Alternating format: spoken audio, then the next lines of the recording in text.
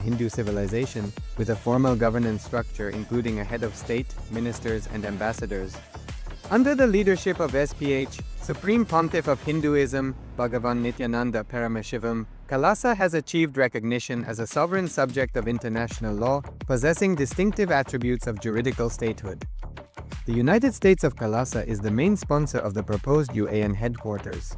This initiative would bring forth an estimated $100 million in revenue for the host country through summits, conferences, tourism, and development projects.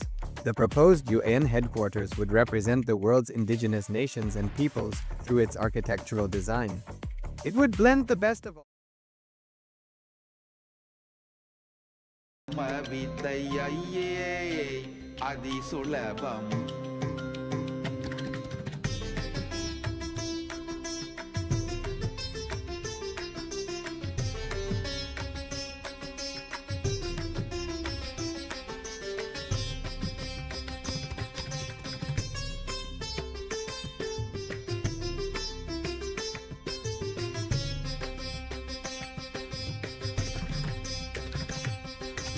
ஐயே அதிசுலபம் ஆன்ம வித்தை ஐயே அதிசுலபம்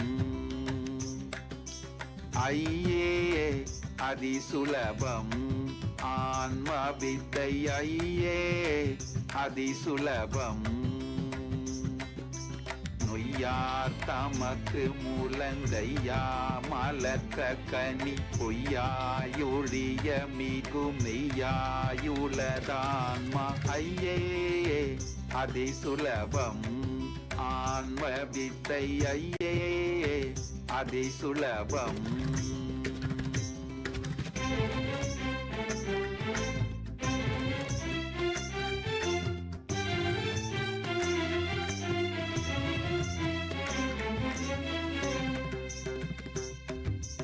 நெய்யாய் நிரந்தரந்தான் ஐயா தீர்ந்திடவும் பொய்யா மூடம்புலக மெய்யா மூளை தேழும் பொய் மையார் நினைவணுவும் உய்யா தொடுக்கிடவே மெய்யாரிதய வெளி வெய்யோன் சுயமான்மா விலங்குமே இருளடங்குமே இதரொடுங்குமே இன்பம் பொங்குமே ஐயே அதிசுலபம் ஆன்ம வித்தை ஐயே அதிசுலபம்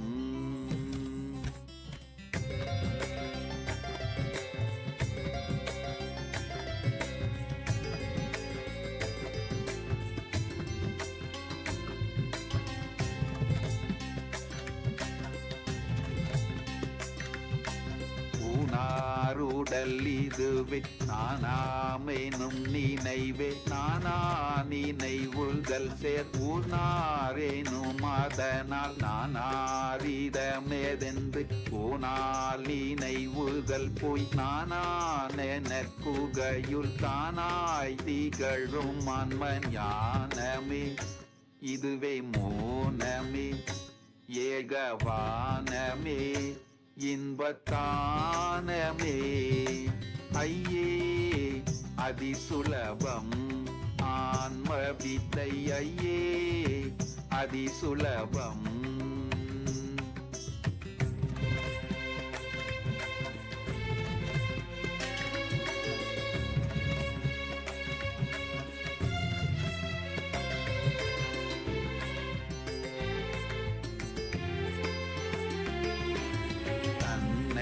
அறிதலின்றி பின்னை எதறிகிலென்றென்னை அறிந்திருப்பின் என்னையுலதறிய பின்ன உயிர்களில பின்ன விளக்கெனும் அத்தன்னை தனிலுணர மின்னுந்தனுள்ளான்ம பிரகாசமே அருள் விலாசமே அகவிநாசமே இன்ப விகாசமே ஐயே அதிசுலபம் ஆன்ம வித்தை ஐயே அதிசுலபம்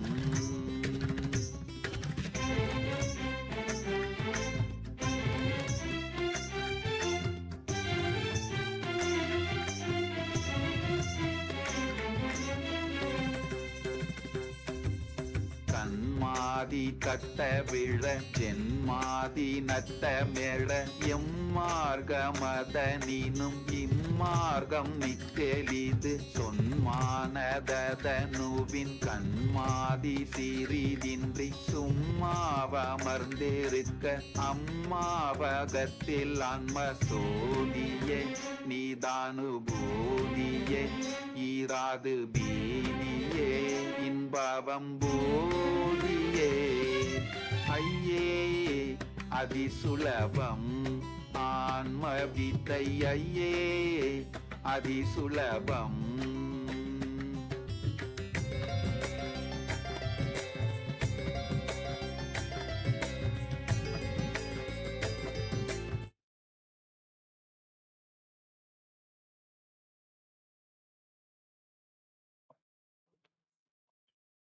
Nithyananda, everybody. We request every one of you to please settle down. KAILASA, LA, the female team camera, I request you to please turn on the female team camera.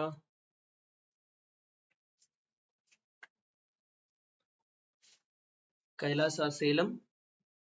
கொஞ்சம் கிட்ட வந்து உட்காந்துக்கோங்கம்மா, ரெண்டு பேருமே கொஞ்சம் முன்னாடி கிட்ட வந்து உட்காந்துக்கோங்க, ரொம்ப தூரமா இருக்கீங்க கேமரால இருந்து.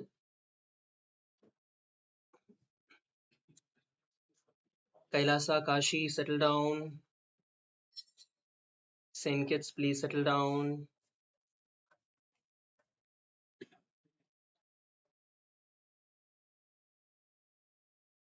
All of you, please settle down.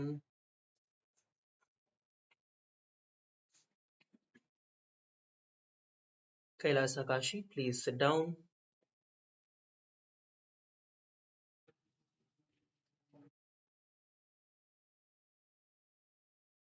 Please sit straight.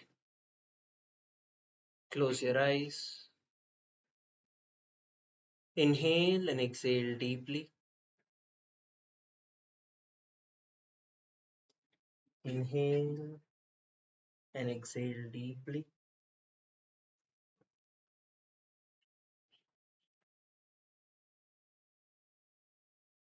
Visualize Swamiji in your inner space.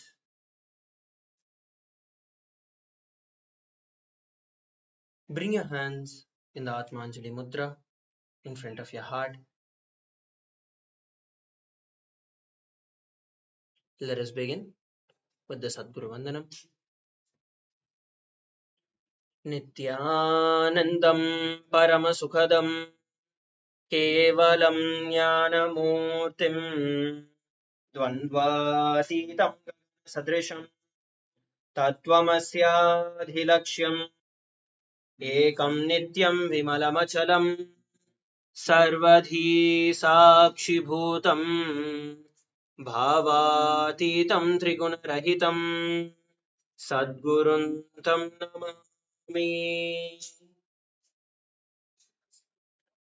Keep your eyes closed. Let us set the intention for the day. Visualize how you want your entire day to be. KAILASA, LA, male team, please settle down.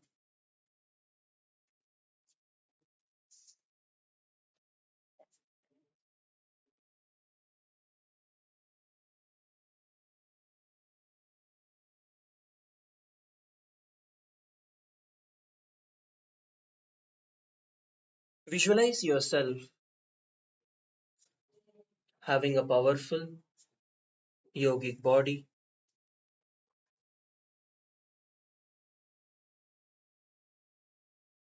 KAILASA, LA, all the male team, please settle down.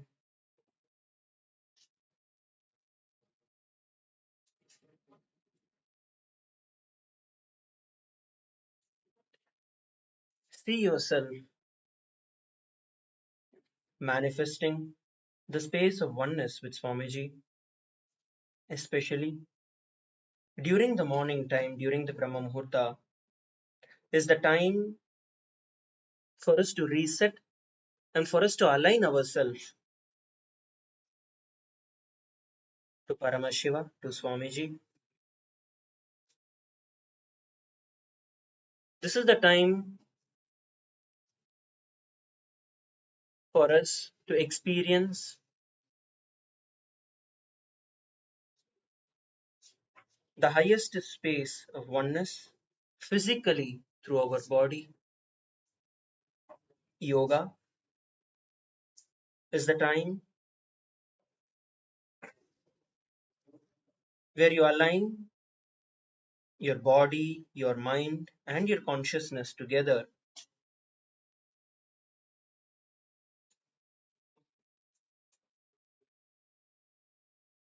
to the space of oneness.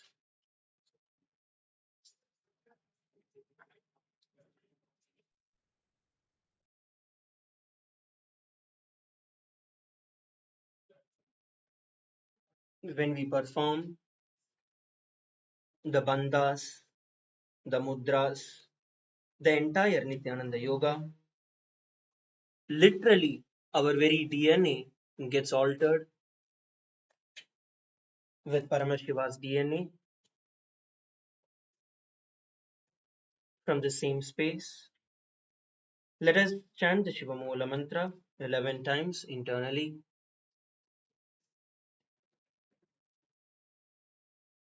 Om Ham Hau Shivaya Namaha.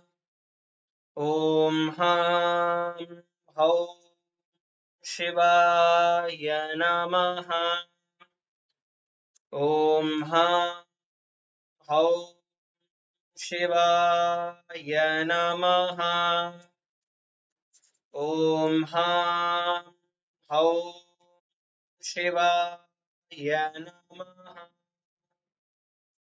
Om Ham Hau Shivaya Namaha. Om Ham Hau Shivaya Namaha. Om Ham Hau Shivaya Namaha. Om Ham Hau Shivaya Namaha. Om Ham Hau Shivaya Namaha. Om Ham Hau Shivaya Namaha. Om Ham Hau Shivaya Namaha.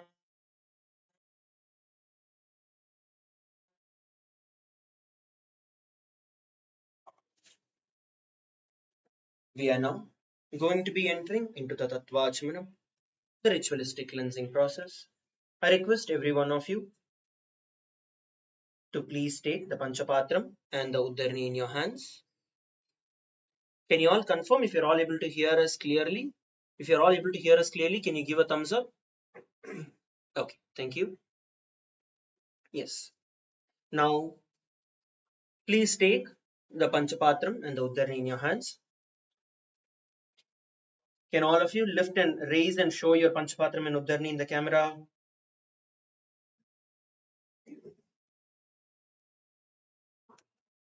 In LA female team, are all of you having?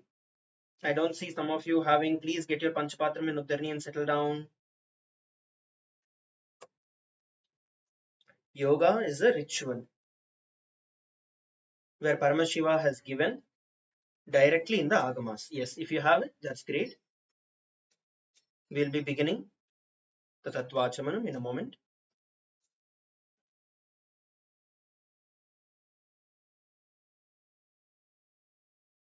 Please get your Panchapatram and Uddharni and settle down. Kailasa Kashi, Ma Arunashivamai, you'll be healed, ma. Do how much ever you're able to do. Do the yoga, will help you through it.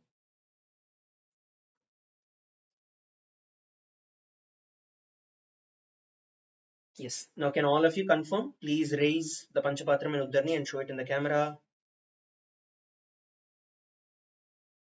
Okay. Please sit up. All of you, please sit up. Let's begin the Tattvachamanam.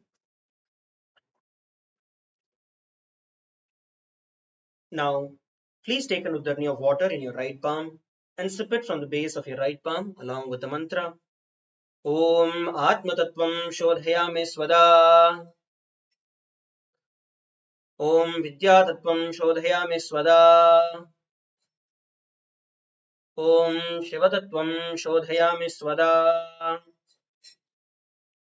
Now please wash your hands with an uddarni of water and with the base of your right thumb, wipe your lips twice from the right to the left along with the mantra. Om Ham Hridayaya Namaha. Please wash your hands again. Now, with the tips of your right hand, index, middle and ring finger, please touch above your upper lip. All of you, please place it above your upper lip. Now, touch below your lower lip and wash your hands again with an uddarni of water. Now, with the tips of your right hand, ring finger and thumb joined together, touch your right eye, your left eye. Now, with the tips of your right hand, ring finger joined together, touch your right eye, left eye, your right ear and left ear. Please wash your hands again. Now with the tips of your right hand, little finger and thumb joined together, touch your navel center, your right chest, your left chest. Now with the tips of all your 5 fingers touching together, touch the crown center, your right shoulder, left shoulder and your heart center. Now please wash your hands again. We are now going to be entering into the Sankalpa, the conscious resolution. When we create a conscious resolution, the very power of the Sankalpa itself will manifest the results. Let us create a strong Sankalpa, a strong conscious resolution to establish ourselves in the space of oneness with Swamiji throughout the entire Sankalpa. Visualize Swamiji healing your body and Swamiji you are experiencing Swamiji manifesting through you through the entire Sankalpa. Any kind of discomforts, anything that you want to achieve with your body, visualize yourself becoming that throughout the entire Sankalpa. Now, please clasp your left hand with your right and place it on your right thigh.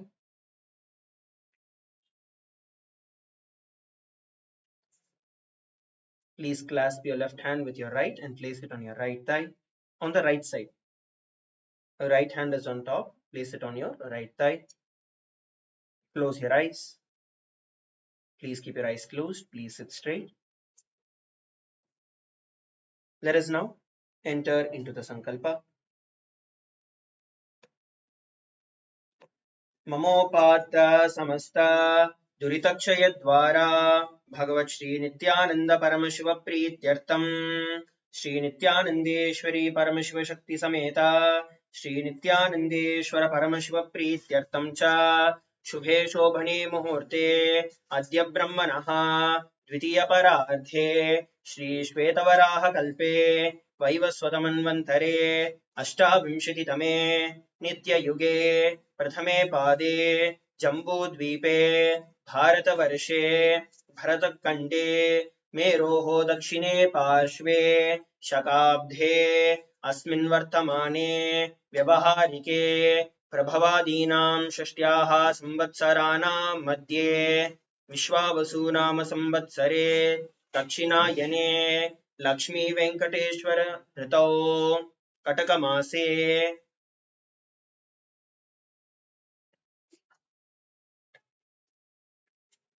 कृष्णपक्षे द्वादश्यां शुभदितौ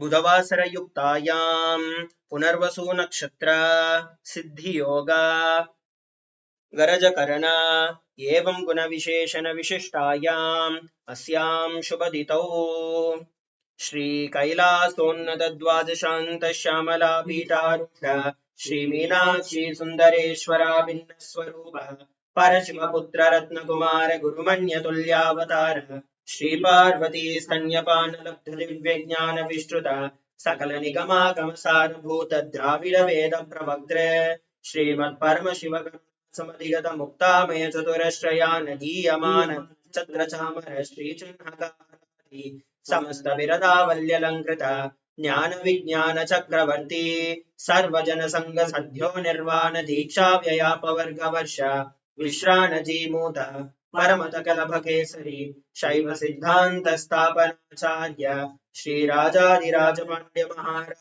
गुरु शपन शाक्यादि महान्धकार निवारण ज्ञान भानु वीक्षणा नरहार छेदन पूर्वक श्रीमद्ऋषभध्वज स्थापक शैव समय कर्तृ सर्वज्ञ पीठारूढ़ श्री जगद्गुरु श्री ज्ञान संबंध देशिक स्वामी वागीश सुंदर माणिक्य वाचक स्वामिनाम अवतार भूत श्री ज्ञान संबंध स्वामी पुनरुद्धृत श्यामला पीठ सर्वज्ञ पीठ तृणवद्युत्तर द्विशततम गुरु महासन्निधान अरुणगिरि योगीश्वर अरुणाचल सर्वज्ञ पीठ गुरु महासन्निधान कैलास परंपरागत कैलास सर्वज्ञ त्रिंशदुत्तर द्विशततम नित्योत्सव नित्य मंगल नित्य कल्याण कैलास परंपरागत आदि कैलास नित्यानंद पीठ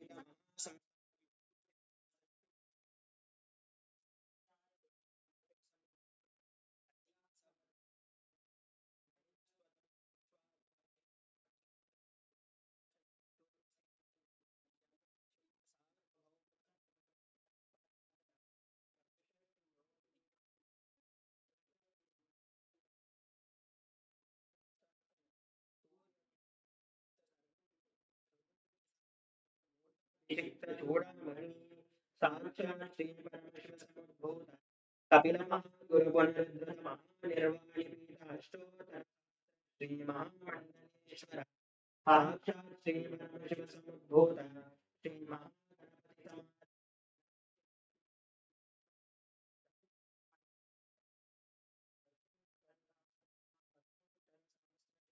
अटल पीठाधीश्वर धर्म मुक्ति स्वर्ग पुर स्वर्ण पीठ त्रयोविंश गुरु महासन्निधान कैलास परंपरागत आदितीर्थ सर्वज्ञ पीठ जगद्गुरु श्री कैलास पुनरुद्धारक श्री कैलास परमाचार्य श्रीमत् स्वरूप श्रोत्रिय ब्रह्मनिष्ठ गुरु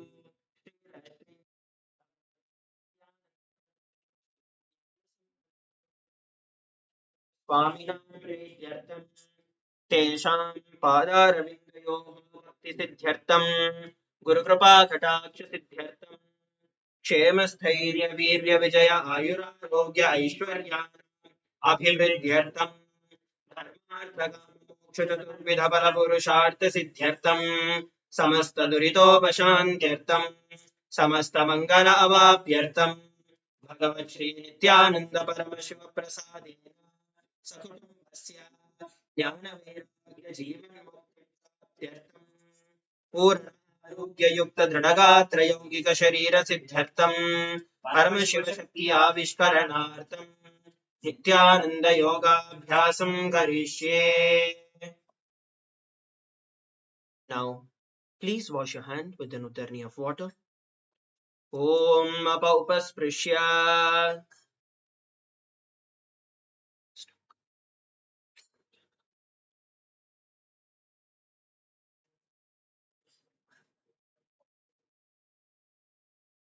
Now, please place your panchapatram and uddarni aside and come to a standing position. All of you come to a standing position. Stand up on your mats.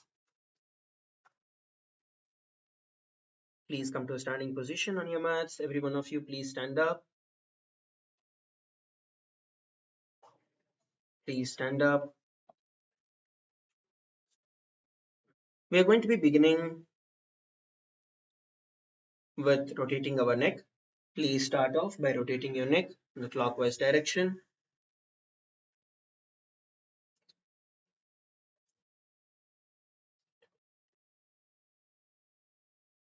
Rotate your neck in the clockwise direction. Stretch your neck as you're doing it.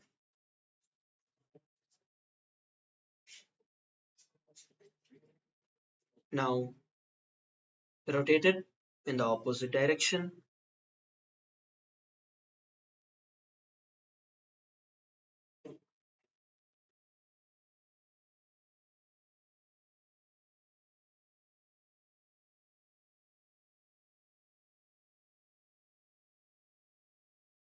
As you're doing, make sure you're stretching nicely. Now, move forward to rotating your hands. Make nice and big circles with your hands, stretching out your hands.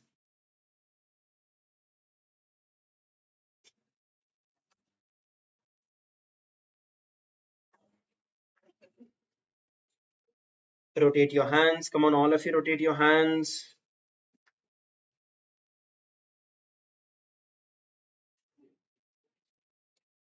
Rotate it in the opposite direction.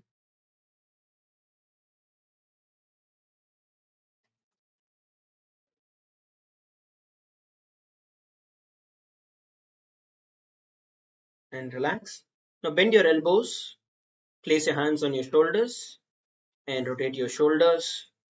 As you're doing it, do it slowly and stretch as you're doing it.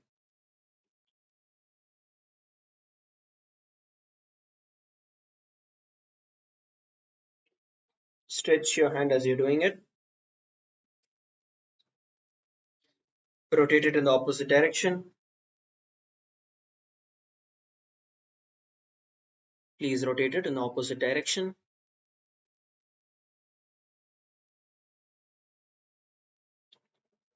And relax.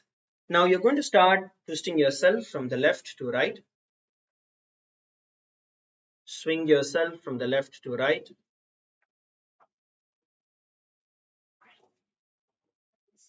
Leave your body loose and do it. Leave your body loose and swing from the left to right. Try to swing yourself. Look backward when you swing.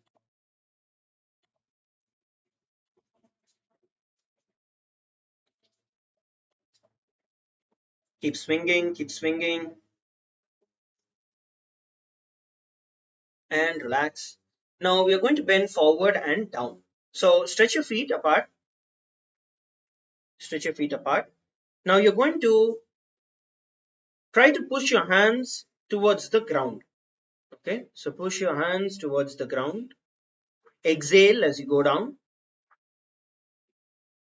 And push yourself towards the ground. Come on, exhale, exhale and push.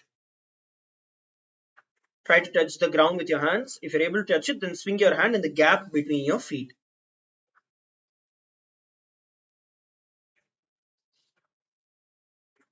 Exhale as you go down and let the breath come in automatically as you go up. Do it for a couple of more seconds. And relax. Come to a standing position. Now, stretch your hands in front of you. Let's start off by rotating our wrist. Please stretch your hands in front of you. Start rotating your wrist clockwise and then the anti-clockwise direction, the other direction.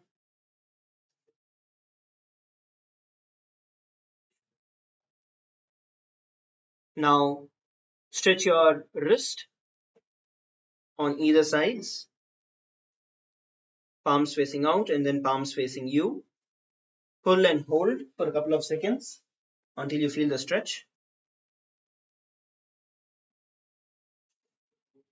And then switch your hands and repeat the same.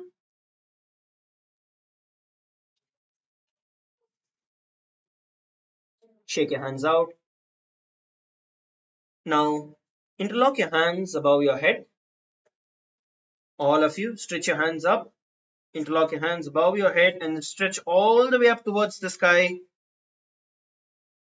Come on, Kailasa Kashi, stretch, stretch all the way up. And then slowly bend towards the left. Hold for a couple of seconds and then bend towards the right.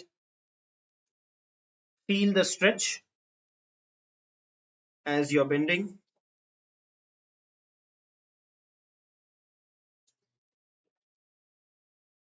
Feel the stretch as you're bending. Come on, all of you, bend a little more. Try to hold and relax.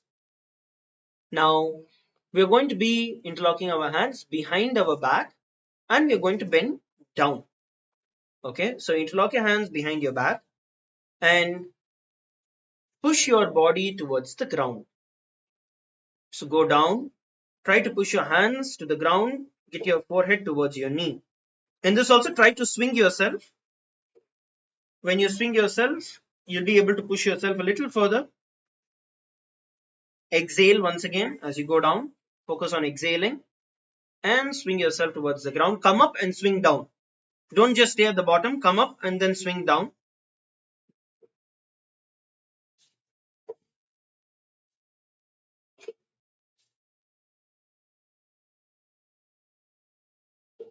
And relax.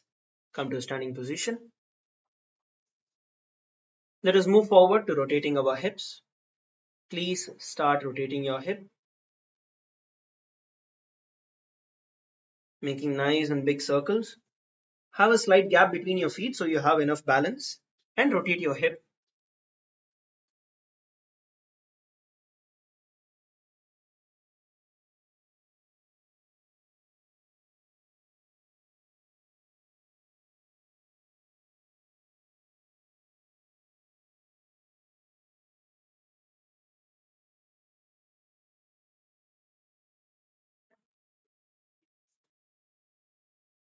Now switch it on the other side.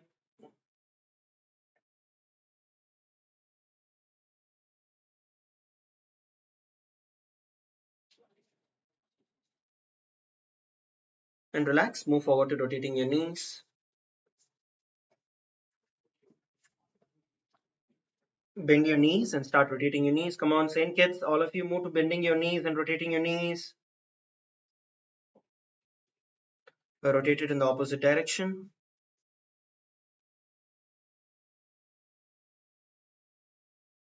And relax. Now we're going to start rotating our ankles.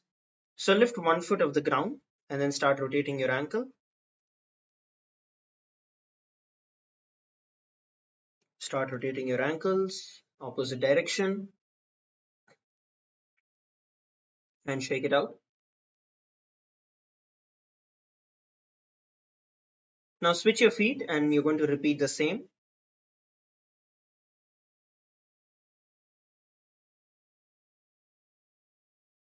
Rotate it in one direction and then rotate it in the opposite direction.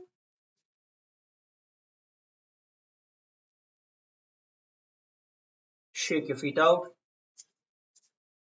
and relax. Start walking forward and backward on your mat. We're going to be taking the next 1 minute to jump. We're going to take the next 1 minute to jump. So just move forward and backward on your mat. So for the next 1 minute, our goal is to keep jumping. Okay, so as soon as your feet touch the ground, spring yourself back up into the air. Ready? Get ready, come to the mat. Ready, 3, 2, 1, begin. Start jumping. Come on, jump, jump, jump. Your feet off the floor. Try to get your feet off the floor.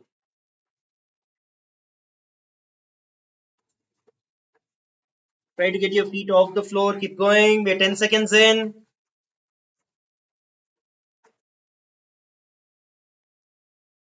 Try to get your breath also to a rhythm. As you jump, exhale. As you come down, you're going to inhale. Keep going. We are 30 seconds in, halfway through, just another 30 seconds to go.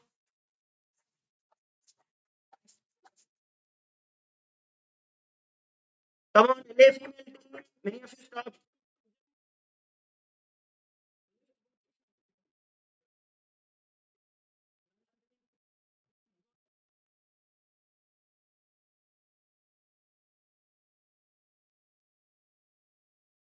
Last 10 seconds.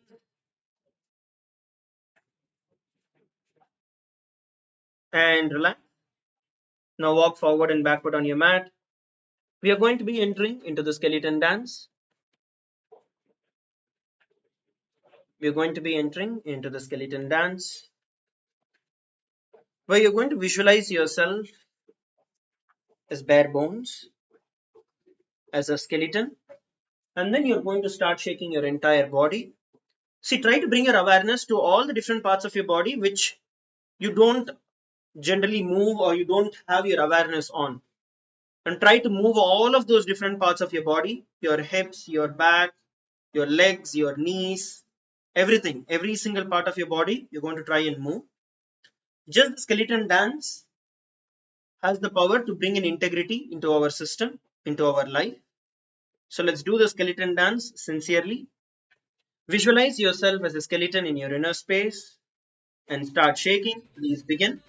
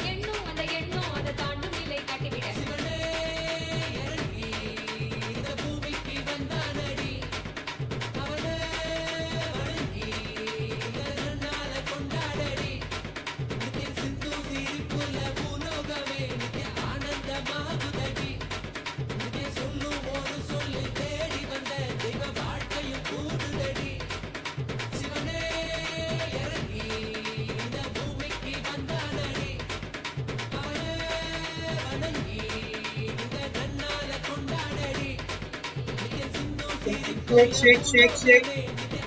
Move your hands, move your legs, keep moving.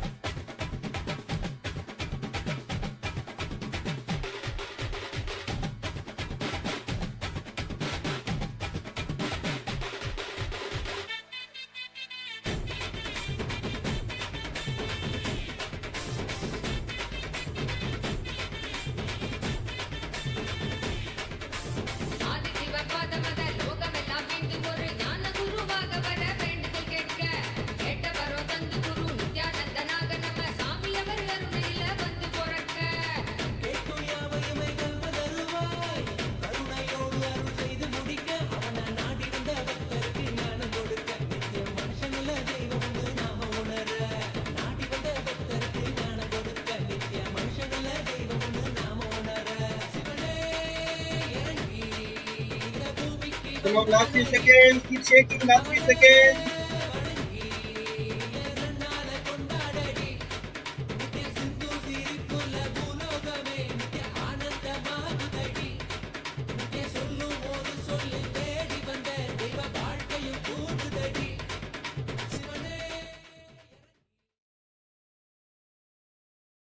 Relax. Just stop wherever you are. Stop wherever you are.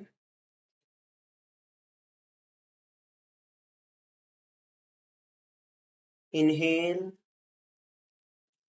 and exhale deeply.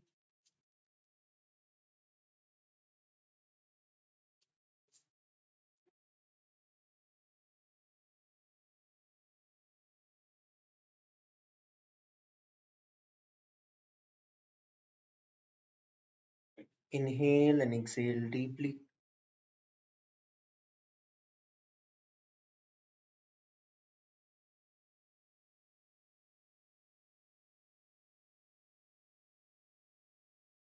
Feel the blood coursing through your veins.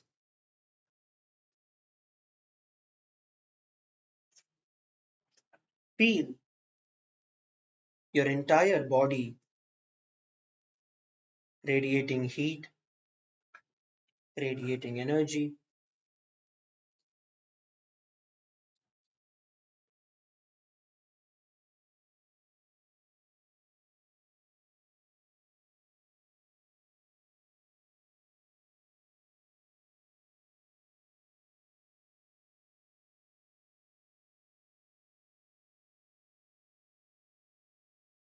Feel your fingertips.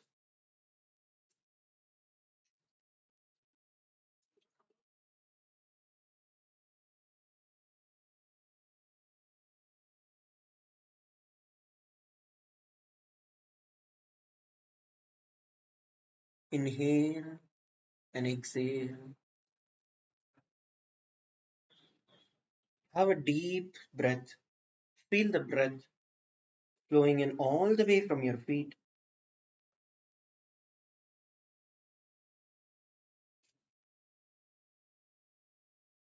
Visualize your prana going all the way till your knees and inhaling all the way from your knees.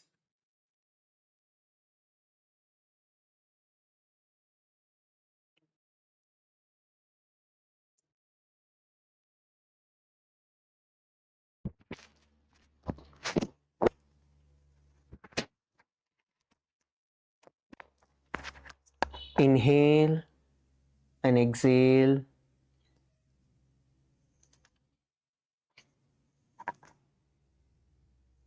Inhale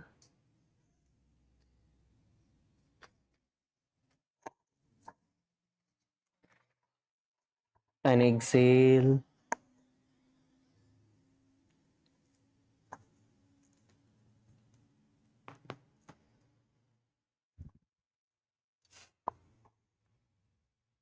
Slowly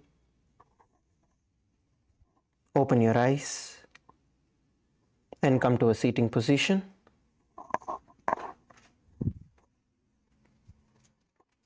Slowly open your eyes and come to a seated position.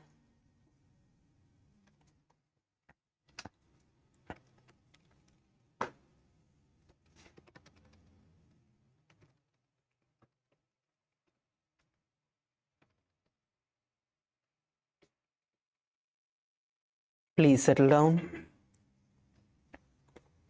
All of you, please settle down.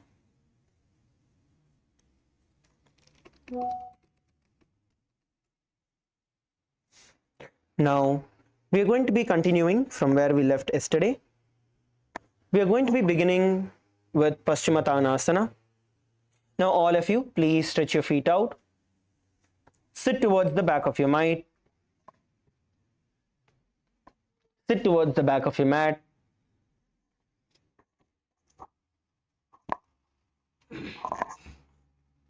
Now, we are all going to bend forward and down. So, all of you, stretch your hands up. Please raise your hands up. And then bend forward and down.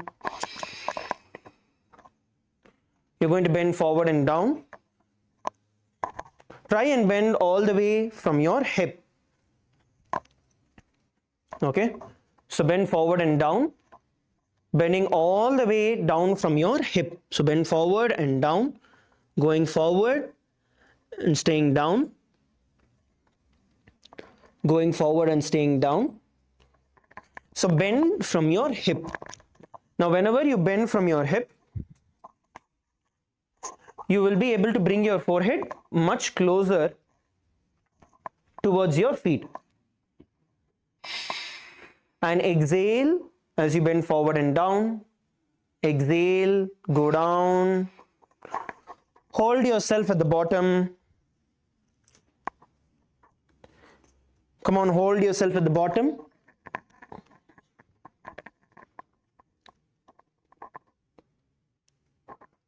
Now, look down, Kailasa Kashi. Female team, look down. Don't look up, look down.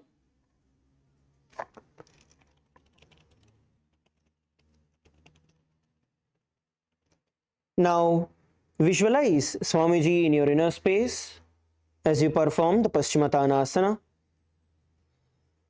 And have the internal japa. Om Nithyananda Paramashivoham. जानो बरिललाटन्तो पश्चिमं तानमुच्यते येन केन प्रकारेण सुखं धार्यं च जायते. Slowly raise up. Please raise up.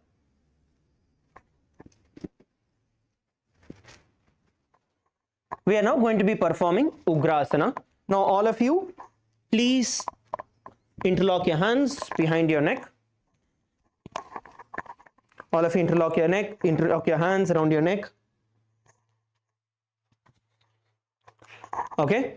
Now once you interlock your hands, you are now going to bring your head. See, last time we bent from our hip. This time we are going to bend from our back.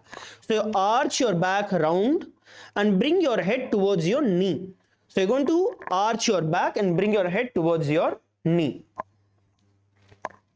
All of you interlock your hands around your neck. Now arch your back. All of you arch your back. Bring your forehead towards your knee. Bring your forehead towards your knee. Down, bend down, look down. Arch your back and look down. Exhale. See, whenever you go down, try to exhale.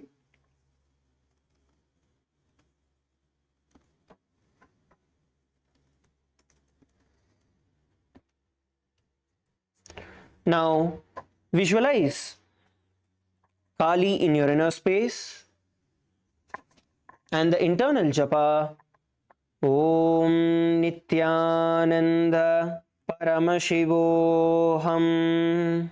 स्वपानिभ्यां दृढं धृत्वा जानुभरिशिरोऽन्यसेत् आसनो अग्रमिदं प्रोक्तं भवेदनिलदीपनम्. The next asana is Marichi asana. Now all of you bend your right leg, bringing your right foot onto the ground, your right knee up. So you're going to bend your right leg towards your perineum and your right knee up. Now with your right hand, take it around your right knee. Okay, so take it around, hold on to it with your left hand from the back, and then bend forward and down, bringing your forehead as close as possible towards your feet. Now if you feel bringing it towards your feet is easy, then you can try and get it towards the ground. So whichever stage you are in, you can either bring it towards your feet, which is your leg, or you can bring it towards the ground, which is the more advanced way of doing it. Let's all perform the Marichi asana. Please perform the Marichi asana.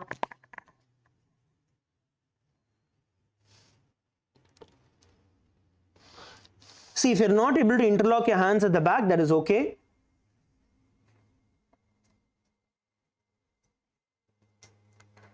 But try to bring your hand behind and bend forward and down. Hold the position at the bottom.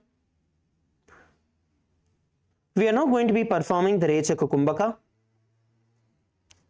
where you're going to focus on exhaling slowly. Make sure that you completely exhale the prana out of your stomach, and then let the breath come back in by itself.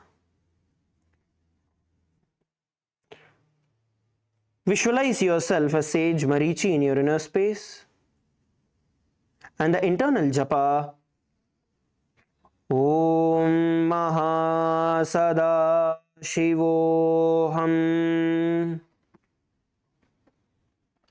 उत्तानपादं क्रौञ्चं च मरीचिं वीरभद्रकं नटराजं त्रिकोणं च सुप्ताङ्गुष्ठप्रसारणे. The next asana we are going to perform is Mahamudrasana. Now, from the Marichi asana, you're going to drop your right knee towards the ground. So drop your right knee towards the ground, placing your right foot close to your perineum, and right knee is on the ground. Now, from here, you're once again going to stretch your hands and interlock it around your feet. So stretch your hands, interlock it around your feet, and bend forward and down. Once again, you're going to bend from your hip. See, whenever you bend from your hip, your back will be flat. It won't be arched. Okay. So bend from your hip and try to go down as much as you can. If you're able to get yourself towards your leg, which is your feet, try and get your head towards the ground. Okay. Now I want every one of you to also partner up in this particular asana. Come on, all of you, please partner. We are going to gently apply pressure for our partners. We're going to apply pressure for our partner to go down. Come on, all of you, partner up. Pair up, pair up, pair up. All the Adinavasis, volunteers, please assist the participants. And apply gentle pressure so that the person on the ground is going down. LA male team, all of you, please pair up. See, even if you're able to do, please pair up so you're able to push yourself further down. LA male team, all of you pair up. சேலத்தில் இருக்கிறவங்க ரெண்டு பேருமே பேர் அப் பண்ணிக்கோங்கம்மா. ஒவ்வொருத்தர் பேர் அப் பண்ணிக்கோங்க. பேர் பண்ணி புஷ் பண்ணுங்க இன்னும் நல்லா கீழே போறதுக்கு.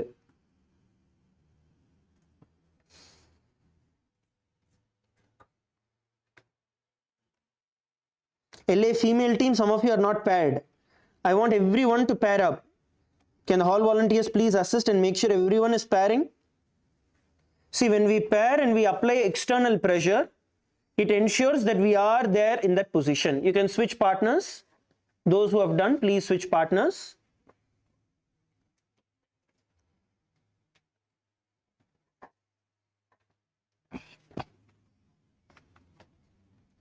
Please switch partners.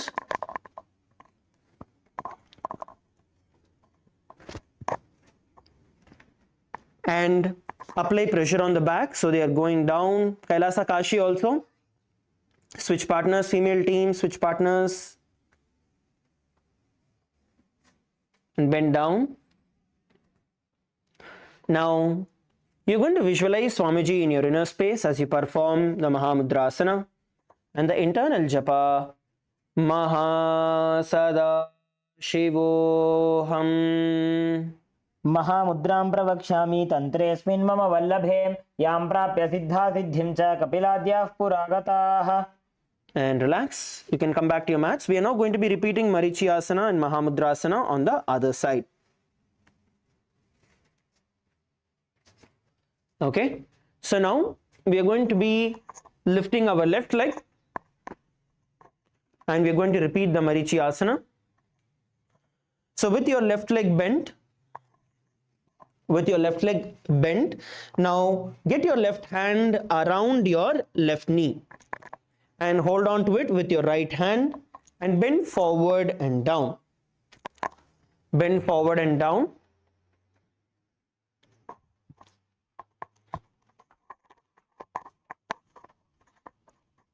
Please bend forward and down. All of you, come on, bend down, bend down. If you're able to bring your head towards the knee, push it further down towards the ground.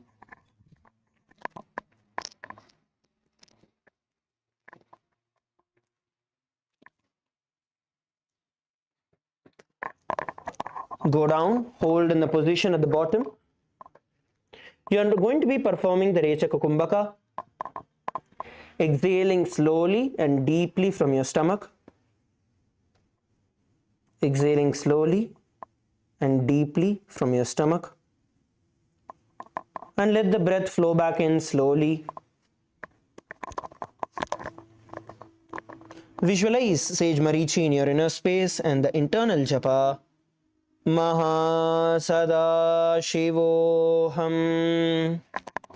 उत्तानपादं क्रौञ्चं च मरीचिं वीरभद्रकं नटराजं त्रिकोणं च सुप्ताङ्गुष्ठप्रसारणे. We are now going to be performing Mahamudrasana. Now you're going to drop your left knee onto the ground. The raised knee, you're going to drop it on the ground. We're going to do this with our partners, so you can pair up from the beginning itself. So drop your left knee towards the ground. Now from here, you're going to be bending forward and down, interlocking your hands around your feet, bend forward and down. So the partner who is applying pressure, you're going to just apply gentle pressure. So the other person is going down. Now hold at the bottom.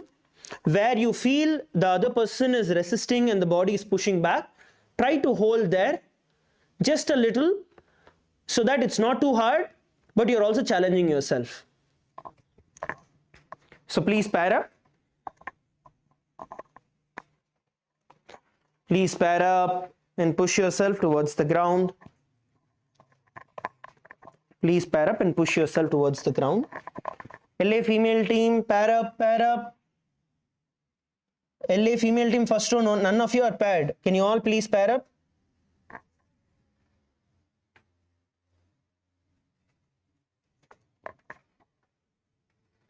Can the hall volunteers in LA, can you all come? The female team especially. The first row are not paired. Please assist them so they are pairing. You can switch partners once you do. Go down. As you go down, you're going to exhale and go down. As you go down, you're going to exhale and go down. Switch partners and do it. Please switch partners and perform the asana.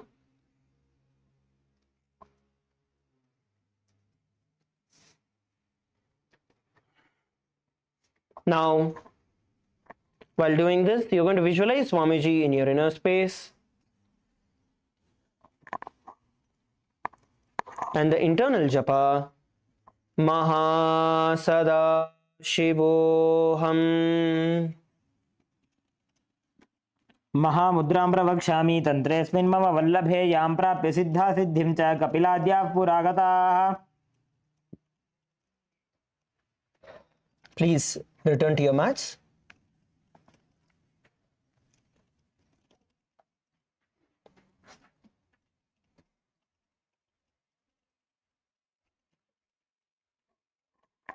All of you return to your mats. The next asana we are going to now perform is Bhadrasana 2. Now all of you with your feet bring it close towards your perineum. Please get your feet towards your perineum. Interlock your hands around your feet. Come on, all of you. Bring your feet as close as possible towards your perineum.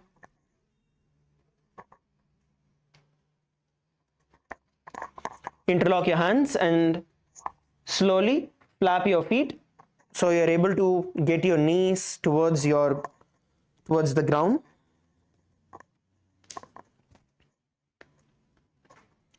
Your hands are interlocked around your feet and try to get your heels as close as possible towards your perineum, towards the base of your spine.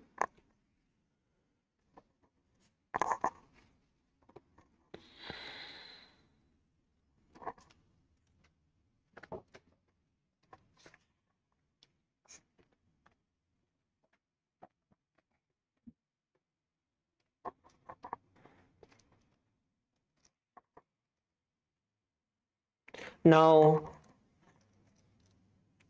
you're going to visualize Swamiji in your inner space and the internal japa Mahasada Shivoham. गुल्भौ तु वृषणस्यादः सीवन्त्याः पार्श्वयोः क्षिपेत् पादपार्श्वे तु पाणिभ्यां दृढं बद्ध्वा तु निश्चलम्. The next asana we are now going to perform is Gwalipavasana. Now, slightly extend your feet away from the body. You're going to move your feet just a little away from your body so you form a diamond shape with your feet. Now, your feet are in a diamond shape and you're bringing your feet together.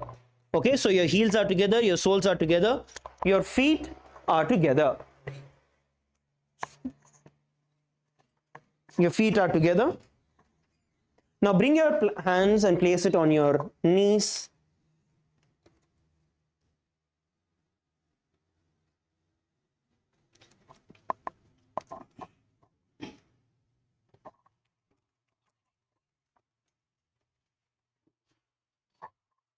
We are now going to be performing the Rechaka Kumbhaka along with the Chalandara Bandha. So exhale deeply and bring your chin to the chest.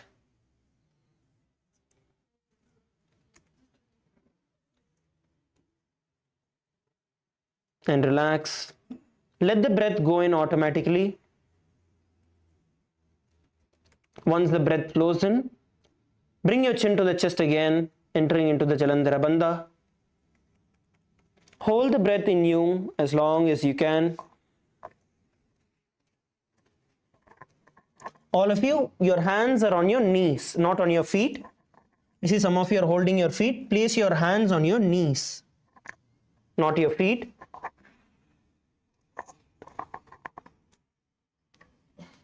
Continue to perform the Rechaka Kumbhaka along with the Jalandhara Bandha. You're going to, when you exhale, you will exhale deeply and slowly, visualizing all the breath from your stomach, all the way from your stomach is exhaled.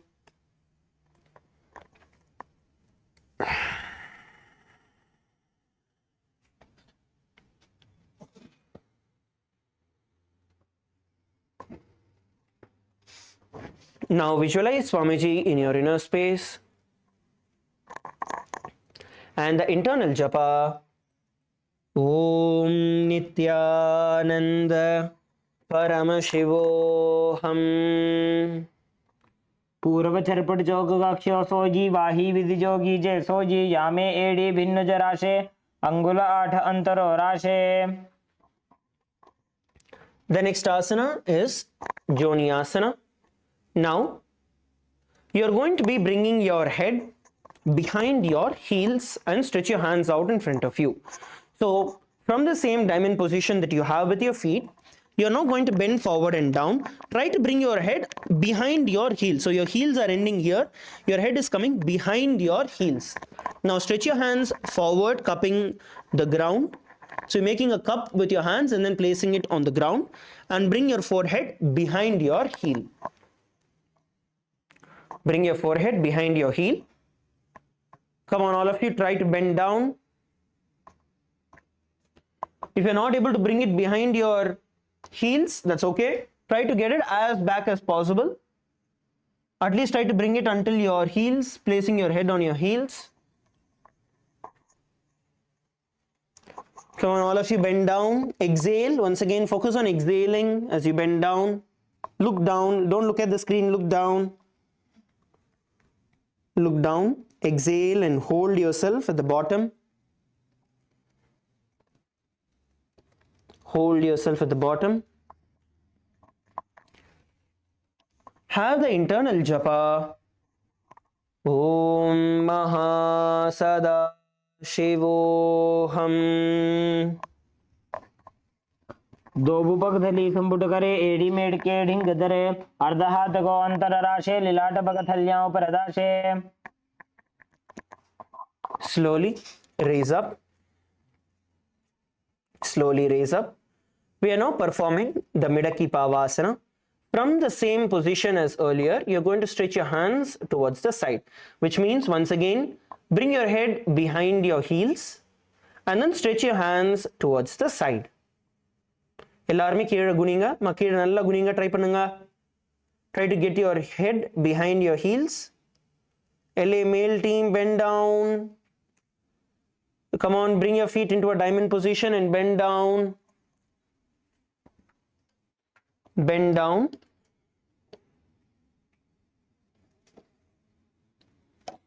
Exhale as you go down and try to push yourself further down.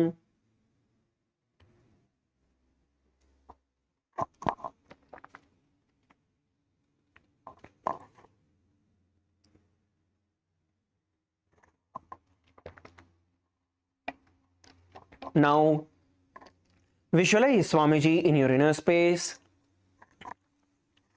and the internal japa. Maha Sada Shivoham.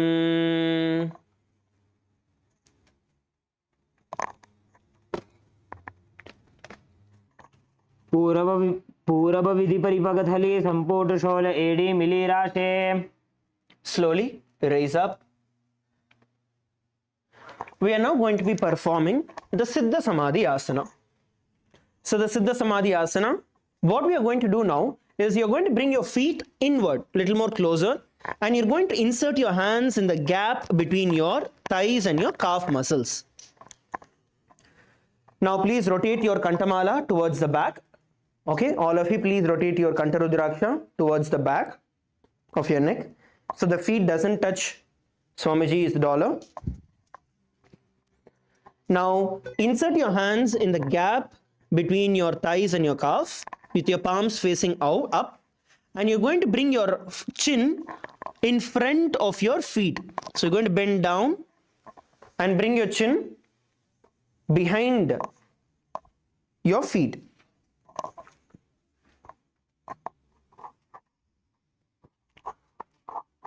As you can see from the side, your chin comes outside your feet. Palms are facing upwards. Palms are facing upwards. Try to bring it in. Try to bend down as much as you can. See, even if in the first shot itself you're not able to get it, the goal is this. So let's work towards that. Hold the position at the bottom.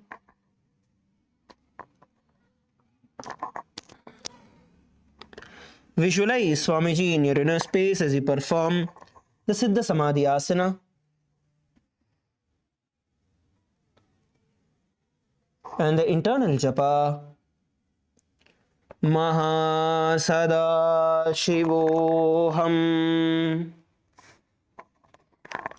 दो उपक धली संपुट करे, सोले मेढ़ आगा में धरे, अंगुल 8 अंतरो राशे, एड़ी को ऐसे विदिदाशे. Slowly raise up. Slowly raise up. Now bring your feet close to your perineum once again.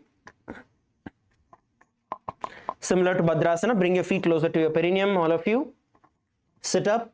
Please sit up. Bring your feet close to your perineum once again. Now you're going to hold on to your feet and you're going to open them up like a book as we perform the Chinaki Pavasana. Hold your feet and twist it so that you're pushing your feet, opening it like a book. Use your hand to push your feet inward, opening it, and sit. Come on, all of you, LA female team, please hold on to your feet and open it up like a book. Come on, try to pull and open it up as a book. Your elbows are on your thighs as you perform the Chinaki Pavasana. So with your hands, you're opening your feet, and with your elbows, you're placing them on your thighs. And bend forward and hold. We are now going to be performing the Rechaka Kumbhaka, which is exhaling deeply and slowly, and then letting the breath flow back in a controlled manner.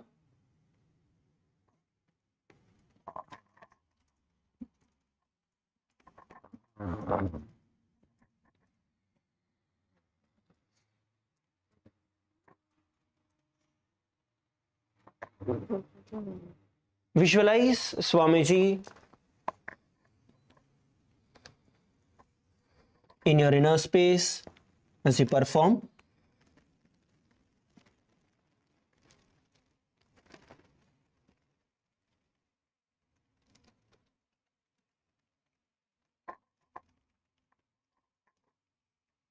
And the internal japa.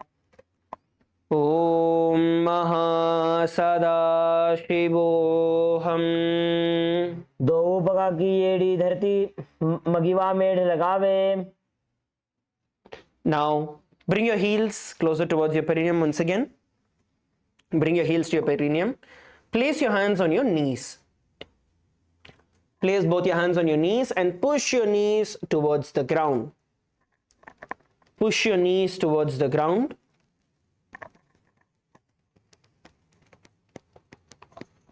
All of you, place your hands on your knees and push your knees to the ground. Apply pressure on your knees and push them towards the ground.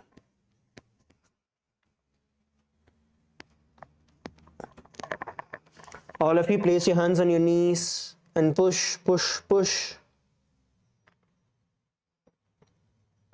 We are now going to perform the Rechaka Kumbhaka along with the Uddiyana Bandha, which means you're going to inhale through your nose And then exhale deeply and forcefully. And pull your stomach in and up into the Uddiyana Bandha.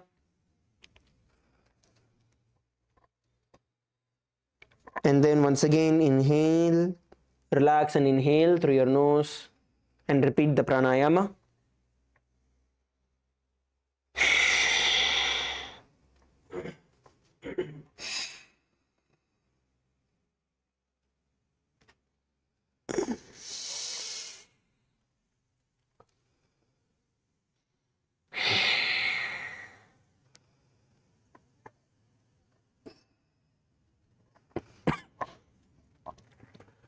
Visualize Swamiji in your inner space and the internal japa Mahasada-shivoham.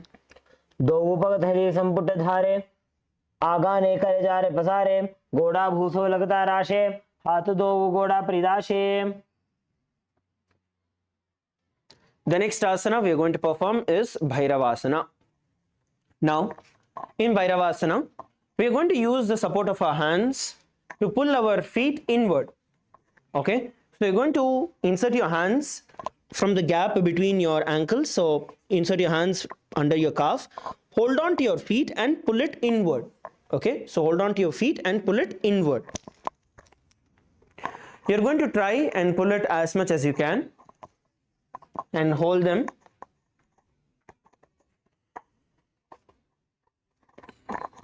Come on, every one of you. Try. See, bring your heels together, soles of your feet together, and then try to pull it together.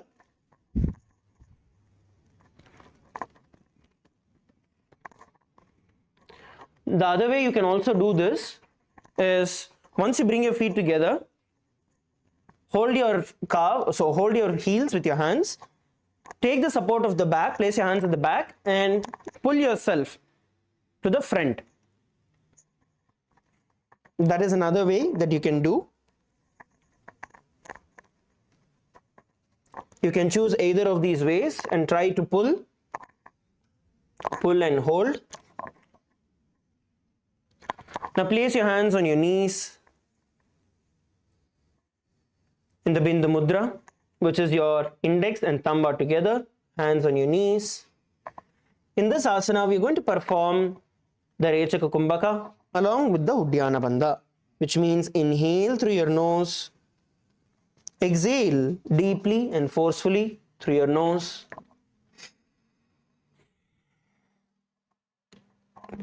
And pull your stomach in and up.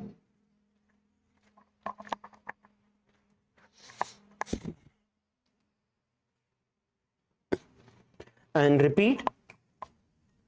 Visualize yourself as Lord Kalabhairava in your inner space and the internal japa Mahasada-shivoham.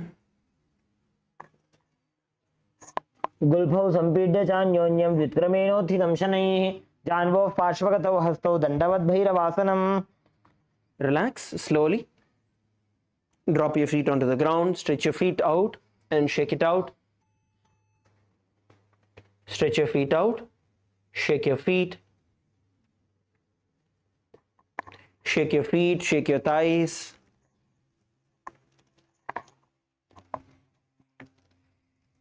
Rotate your ankle.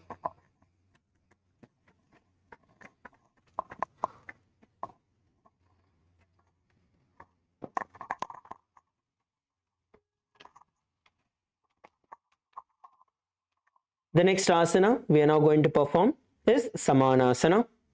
Now you're going to bring your left foot close towards your perineum. Bring your left foot towards your perineum. And you're going to hold on to your right foot with your hand. So you're going to insert your hands in the gap between your thighs and your calf. Hold on to your right foot and pull it towards your chest. As you can see, nicely pull it towards your chest. Your left foot is at your perineum.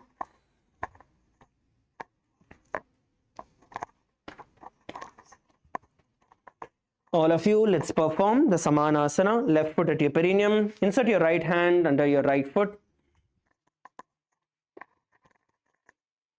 and pull it as close as possible towards your chest. Come on, lift, lift, lift and pull. Lift your right foot high and pull it towards your chest as high as possible and pull it. Sanket, pull it towards your chest.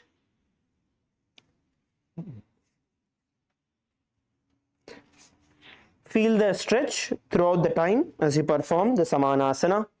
Use both your hands and pull it. Visualize Swamiji in your inner space as you perform the Samanasana. And the internal japa. Mahasada Shivoham. केवलं पादमेकं च स्कन्धे चारोपि यत्नतः. Relax. The next asana we are going to perform is Apanasana. Now, the same right foot that you had lifted, you're going to place it above your right shoulder. So the right foot that we were holding with both our hands, right? The same foot you're going to lift it all the way up, bringing it on top of your right shoulder. So bring it on top of your right shoulder, stretch the left foot in front of you and raise it up. Your hands, as you can see, are by the side of your hips. Right foot, right knee is on your right shoulder and the left leg is lifted. This is Apanasana. Let's do it together. All of you place your right foot on top of your shoulder. Please place your right foot on top of your right shoulders. Place it as high as possible and place your hands by the side of your hips now. Okay, ready? At the count of 3, we're going to lift our left leg up into the air and hold. Ready? 3, 2, 1, lift. Visualize Swamiji in your inner space and the internal japa. Mahasada Shivoham. केवलं पादमेकं च स्कन्धे चारोपि यत्ततः एकपादेन गगने तिष्ठेत दण्डवत् प्रभो. Relax. Slowly drop your feet on the ground. Drop both your feet on the ground. We are now going to perform the Samanasana on the other side. Now, all of you, bring your right foot towards your perineum. All of you, please bring your right foot towards your perineum and insert your hands under your left calf and pull your left foot close towards your chest with both your hands. All of you, pull your left foot towards your chest.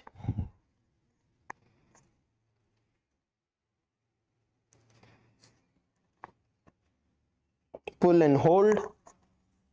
All of you, please pull it and hold. Feel the stretch.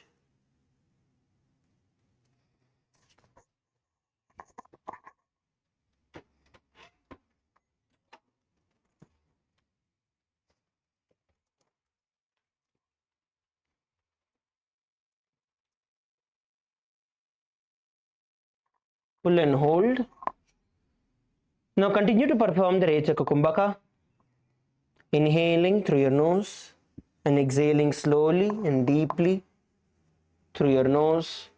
Visualizing the breath flowing out all the way from your stomach.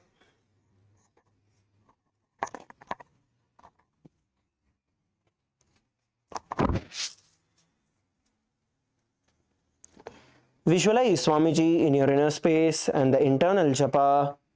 Mahasada Shivoham. समानासनमावक्षे सिद्धमन्तादि साधनात् एकपादमरो दत्वा गुह्योऽन्यलिङ्गवक्त्रके. The next asana is going to be Apanasana. Now you're going to raise your left leg and place it all the way on your left shoulder. Come on, all of you, lift your left leg and place it all the way on your left shoulder.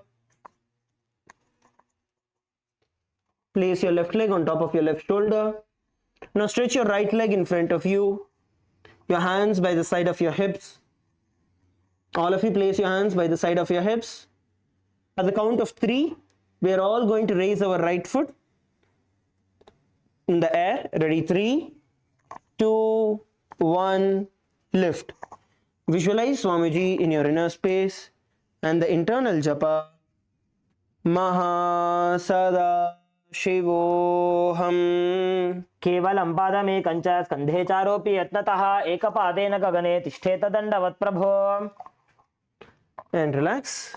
Stretch your feet out and shake it out. Stretch your feet out and shake it out.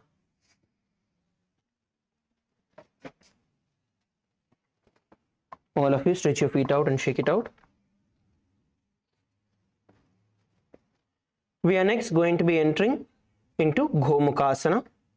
Now, you're going to be bending your right foot.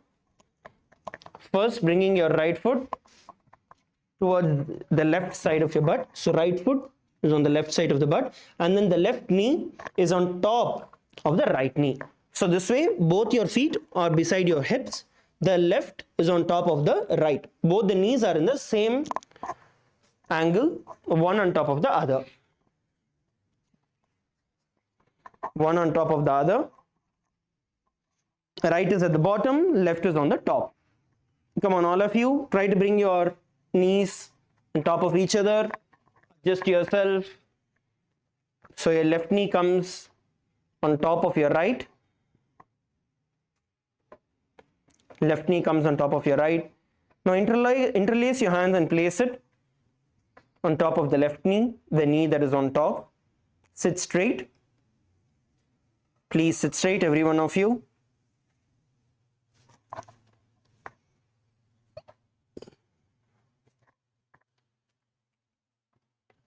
We are now going to be performing the Shitkari Pranayama. Let us all perform the Shitkari Pranayama. You're going to inhale through your mouth in the gap between your teeth, creating a hissing sound. Hold it as long as possible and then exhale through your nose. This is the Shitkari Pranayama. So inhale through your teeth, in the gap between your teeth, creating a hissing sound. Hold the breath as long as you can.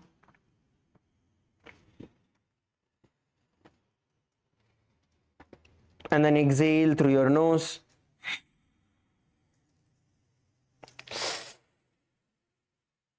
Once again, inhale through the gap between your teeth and repeat the pranayama.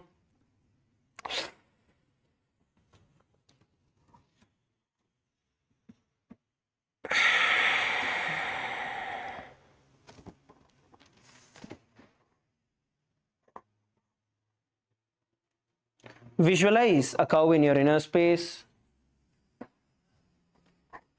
and the internal japa Om Nithyanandoham. सव्ये दक्षिणगुल्फं तु पृष्ठपार्श्वे नियोजये दक्षिणेऽपि तथा सव्यं गोमुखं यथा. Now hold on to your toes with your index and middle finger as you perform the Anasuyasana. We are now going to be performing the Shitkari Pranayama along with the Uddiyana Bandha, which means you're going to inhale through the gap between your teeth, forcefully exhale through your nose and pull your stomach in and up into the Uddiyana Bandha. All of you, pull your stomach in and up nicely. Feel your stomach going in.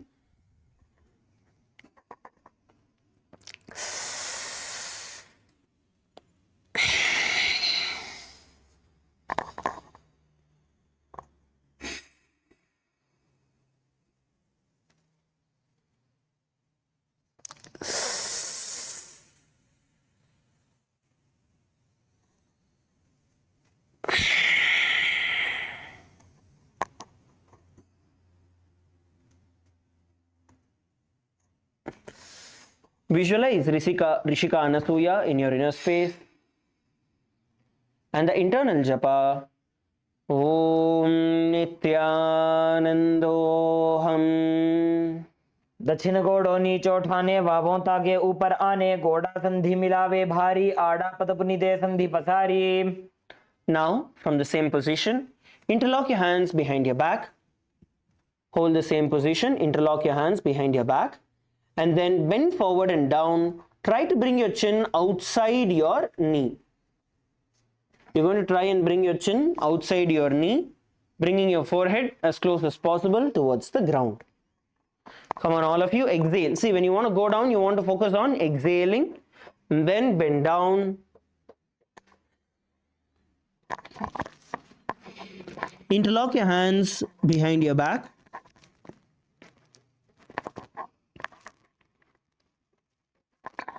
The closer the knees are on top of each other, the more you will be able to bend towards the ground.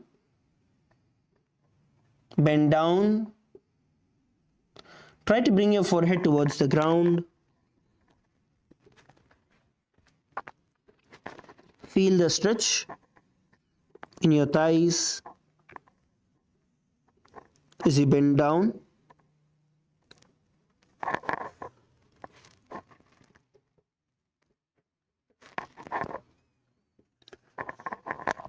Now visualize Rishika Anasuya in your inner space as you perform the Anasuya Asana 2 and the internal japa Om Nithyanandoham.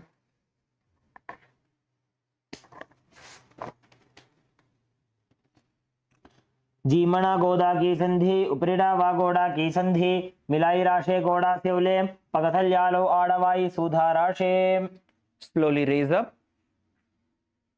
Slowly raise up. We are now going to be performing Garudasana 2.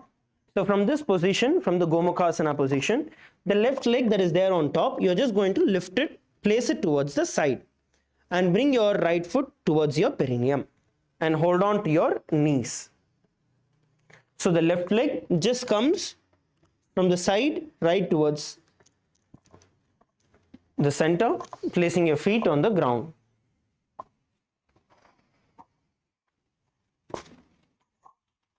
Hold the position.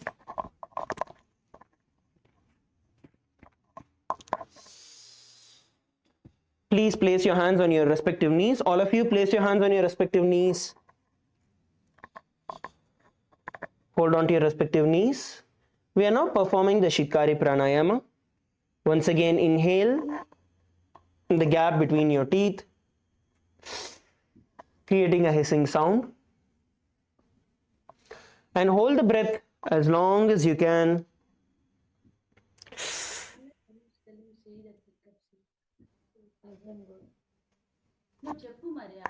I said, yes, I started.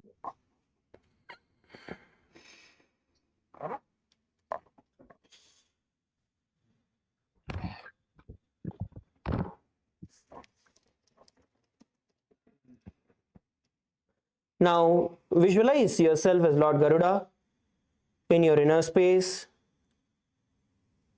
and the internal japa Om Nithyanandoham.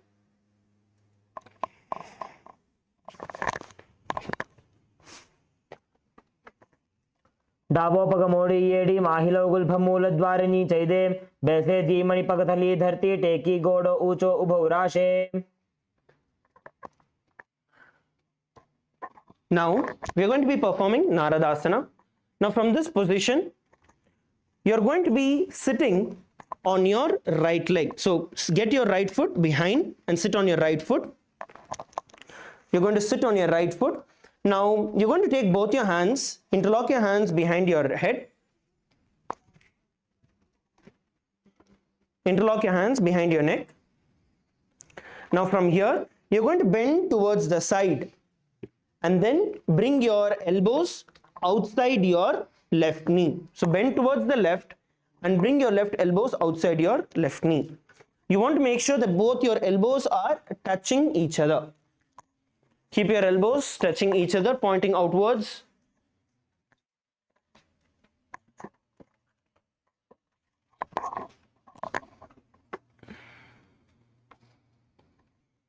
Twist, twist nicely. All of you nicely twist towards the outside.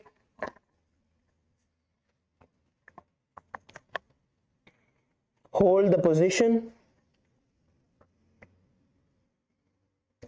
Now continue to perform the Shitkari Pranayama, every one of you. Try to get your elbows together. Kailasa Kashi, elbows, முழங்கால் ரெண்டுத்தையும் கிட்ட கொண்டு வாங்க. Try to get your elbows together. Once you twist to the side. Now, visualize yourself as Sage Narada in your inner space. And the internal japa. Om Nithyanandoham. पृष्ठजुवाम पगदली केरी भूपरिता ही लगा वे फेरी गोड़ा सुधोपना है जोजी दक्षि पाशती राशे सोजी. Relax. The next asana we are going to be performing now is Matsya Pitakasana. We are now going to be performing Matsya Pitakasana. Now you're going to be getting your right foot, get it outward, get your right foot outside, and place your right foot on top of your left side. Place your right foot on your left thigh. All of you, please place your right foot on your left thigh. Now from here, get your left foot closer towards your perineum. Your left foot is on the ground. Now hold on to your left foot with your left hand, index and middle finger. Hold on to your left toe. And with your right hand, bring it around your right knee and hold your left ankle. This is Matsya Pitakasana.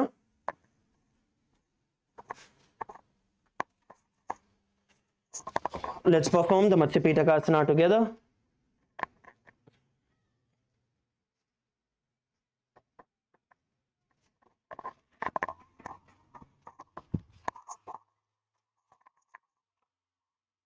Come on, bend your left foot. Selam, Kailasa, Selam. Yes, bend your left foot. Hold on to your left toes with your left hand index and middle finger.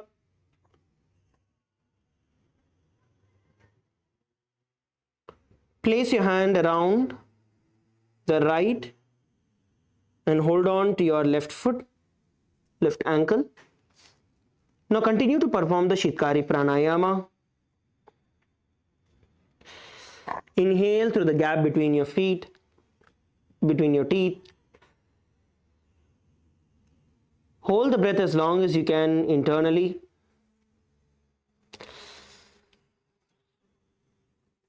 And then exhale through your nose.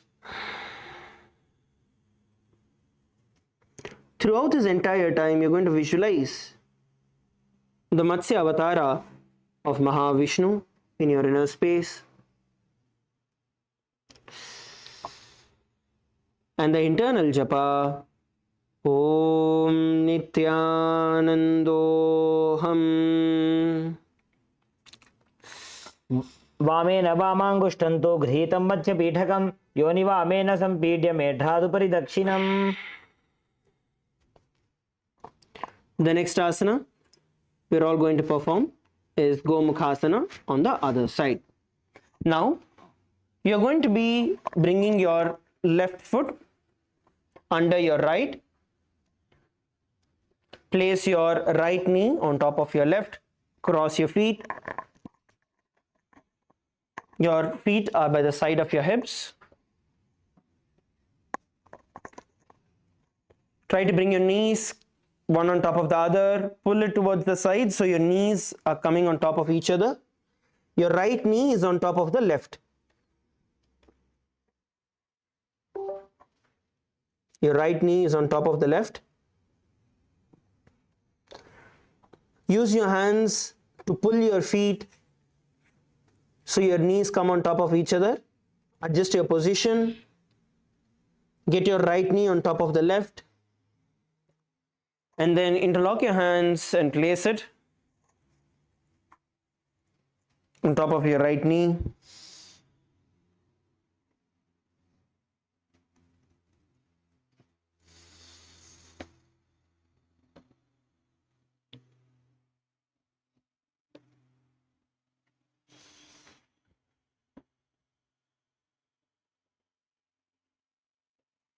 Continue to perform the Shitkari Pranayama, inhaling in the gap between your teeth.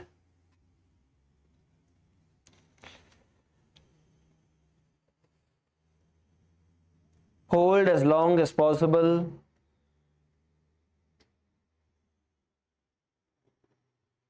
And then slowly exhale through your nose.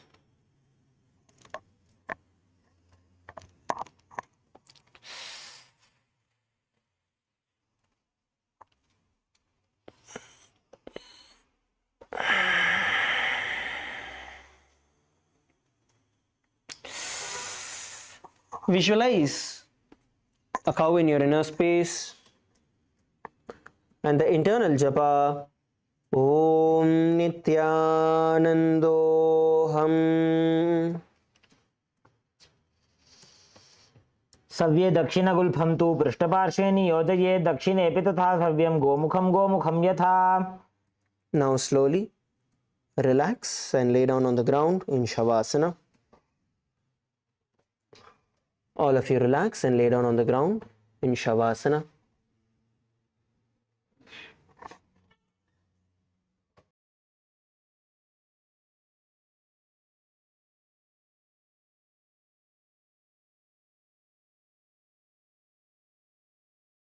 Stretch your feet out. Place your hands facing upwards by the side of your hips.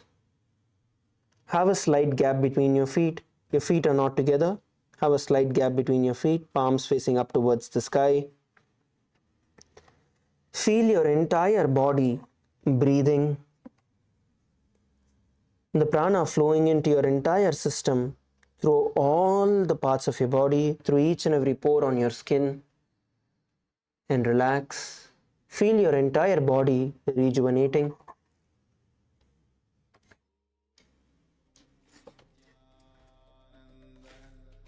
Paramashivoham Om Nithyananda Paramashivoham Om Nithyananda Paramashivoham Om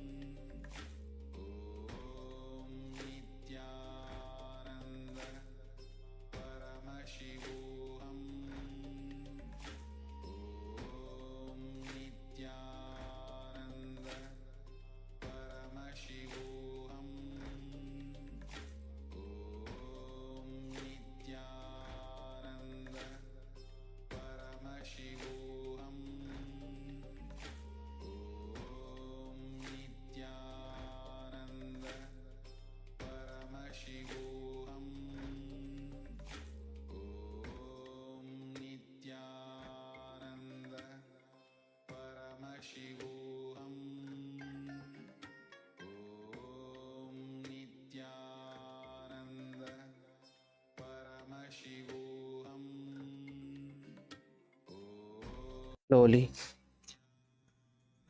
Bring your awareness back to your body.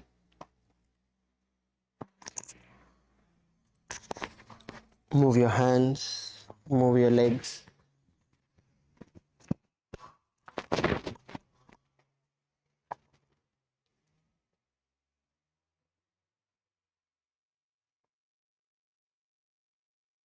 Bring your knees towards your chest. Roll yourself from the left to right. Roll yourself from the left to right.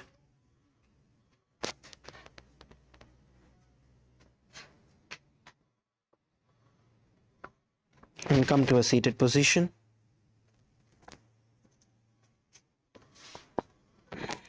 Please come up into a seated position. Bring your hands in front of your heart in the Anjali Mudra. Bring your hands in front of your heart in the Anjali Mudra. Visualize Swamiji in your inner space. And let us chant the Purna Mantra. Om Purnamadav Purnamidam Purnat Purnamudachyate Purnasya Purnamadaya Purnamevavashishyate Om Shanti Shanti Shanti Hari Om Tat Sat Sarvam Bhagavat Shri Nithyananda Paramashiva Padukarpanamastu Om Nithyanandam. Let us all gather back for the puja by 9 a.m. Eastern. Thank you all. Nithyanandam.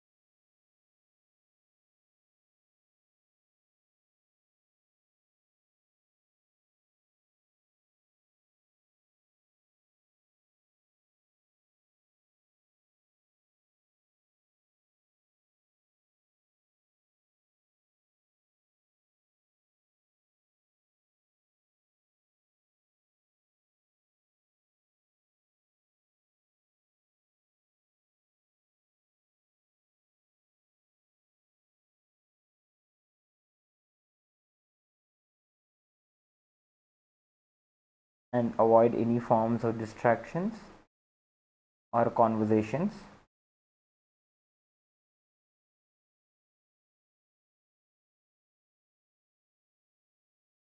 Please be seated in the space of deep blissful awareness in your Ananda Gandha as you remember and invoke the presence of Swamiji in your inner space.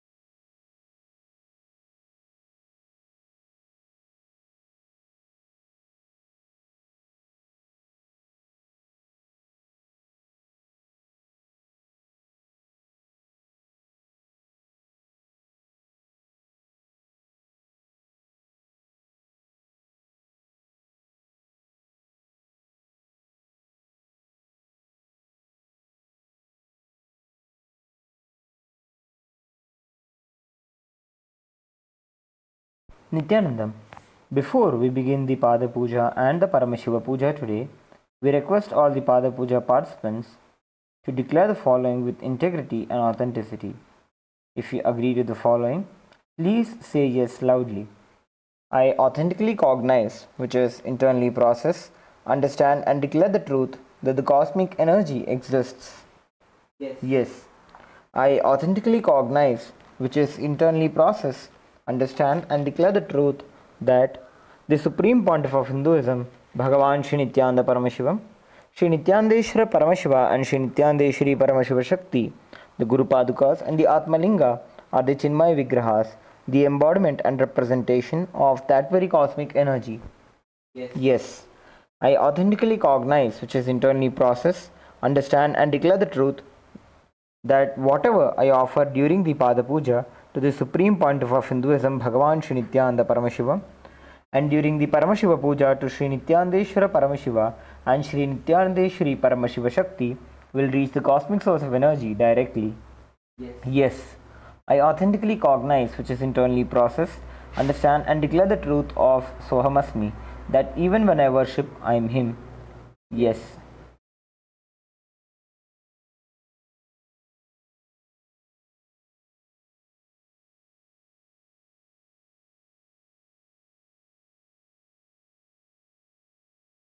Let us now begin with the Sadguru Vandana.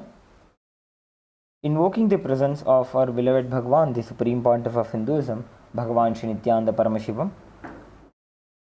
Please take a few flowers in your hands. Hold your hands in the Namaskara Mudra. Offer the flowers at Swamiji's feet by the end of the mantra.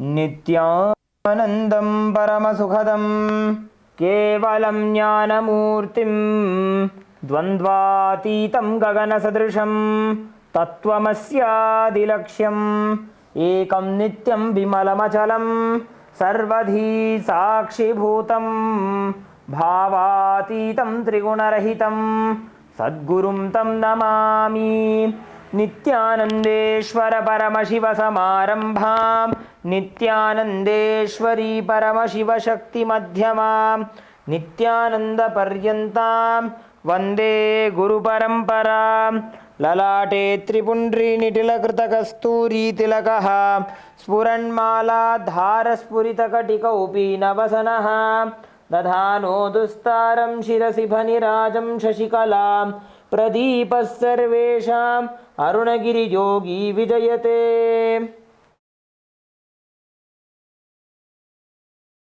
We request all the participants to please settle down. Do not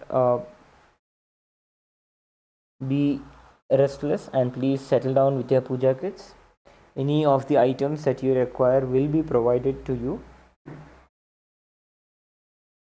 Please settle down with your puja kits and establish yourself in the space of oneness, in the space of restful awareness.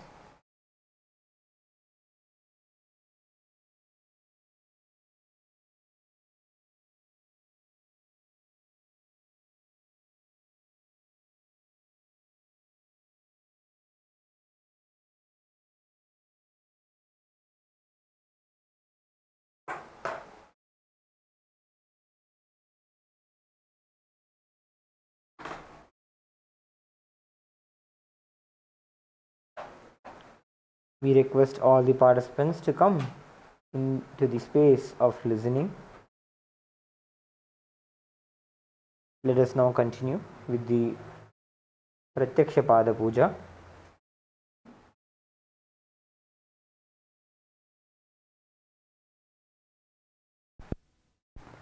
Next is the Tattvachamanam. Om Atmatаттvam Shodhayami Svadha. Om Vidyatattvam Shodhayami Svadha. Om Shivatattvam Shodhayami Svadha.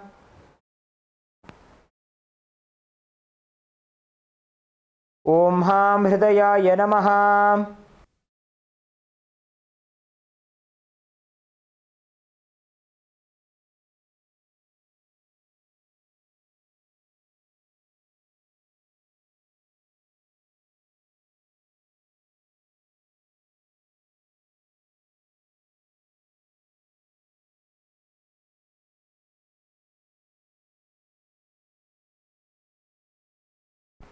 Next is the Shuklambaradharam. Please take a few flowers and akshata in your hands.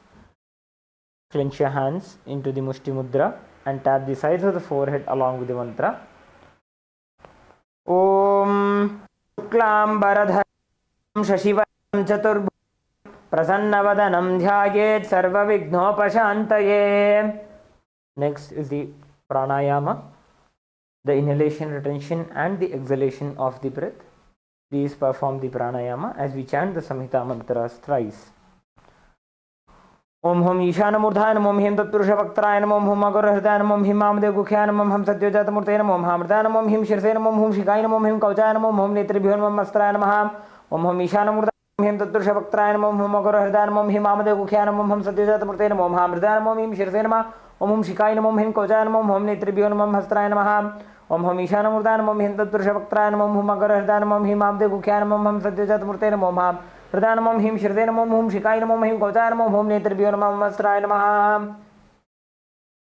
Next is the Sankalpa, creating a conscious resolution and setting the intention for the day. Please clasp your hands and place them on the right thigh. Remember Swamiji in your Ajna Chakra in your third eye and create a strong intention to manifest your reality through the power of the Satya Sankalpa. The power of creating the Satya Sankalpa itself is such that it will deliver the results of the reality that you want to manifest. Let us now begin with the Sankalpa mantra.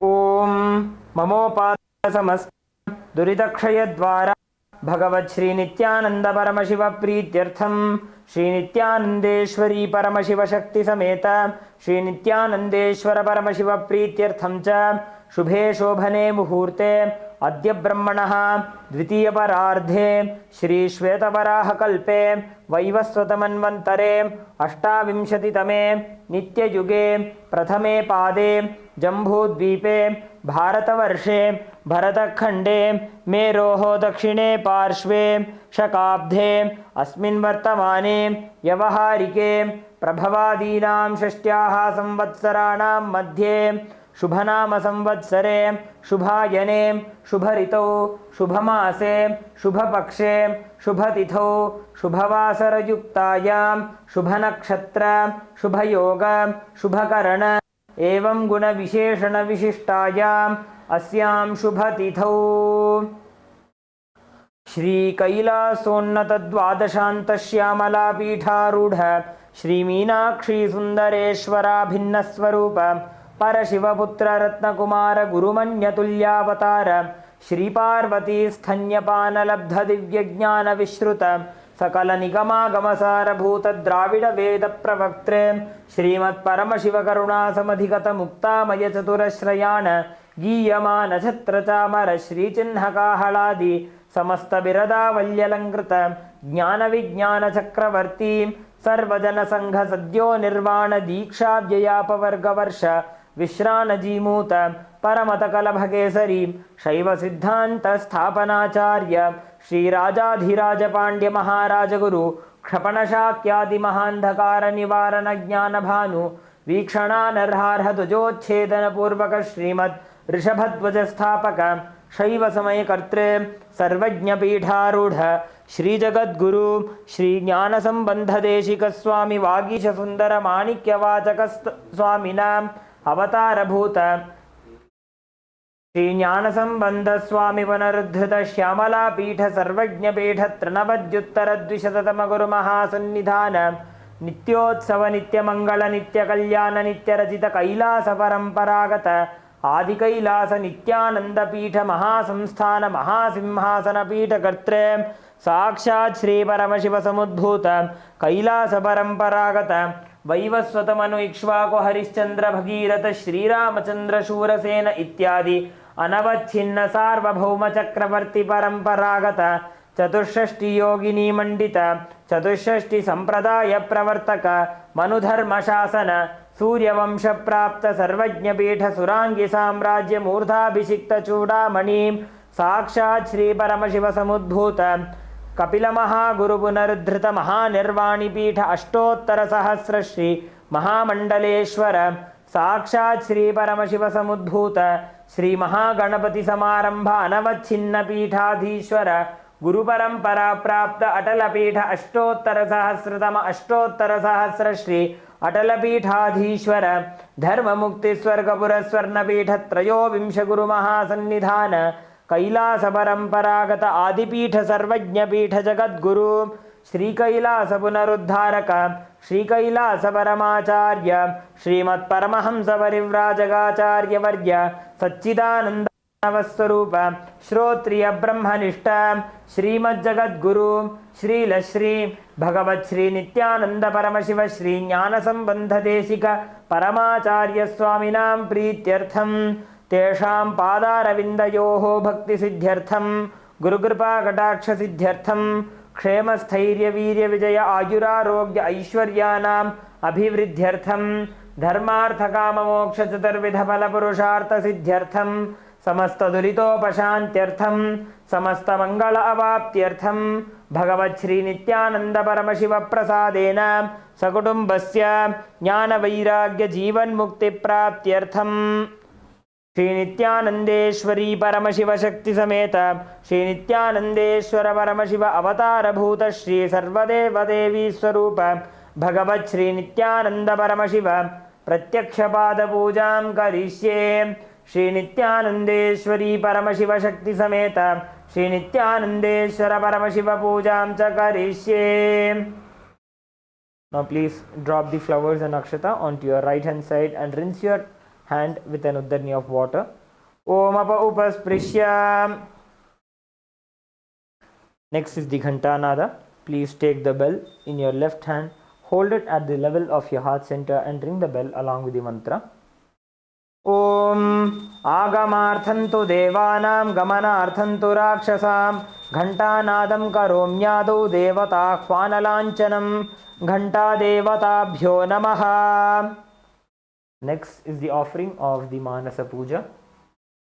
We request all the participants to take a few flowers in your hands. Hold your hands in the Kurma Mudra. As we chant the mantras of the Manasa Puja, bring awareness into your Ananda Gandha.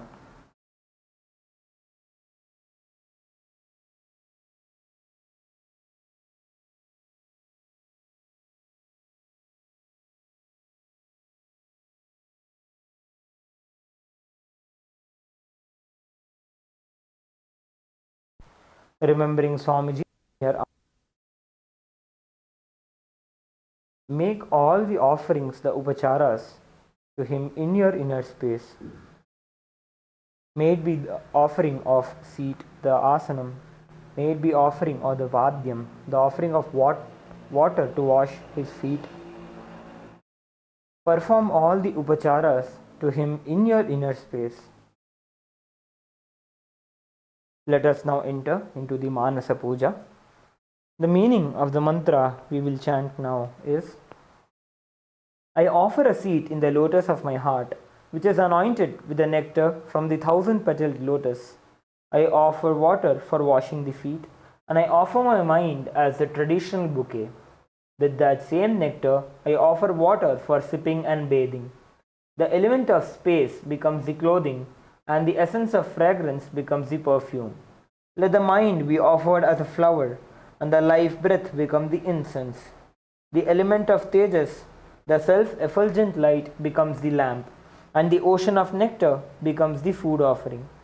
The unstruck sound becomes the bell, and the element of air becomes the fan.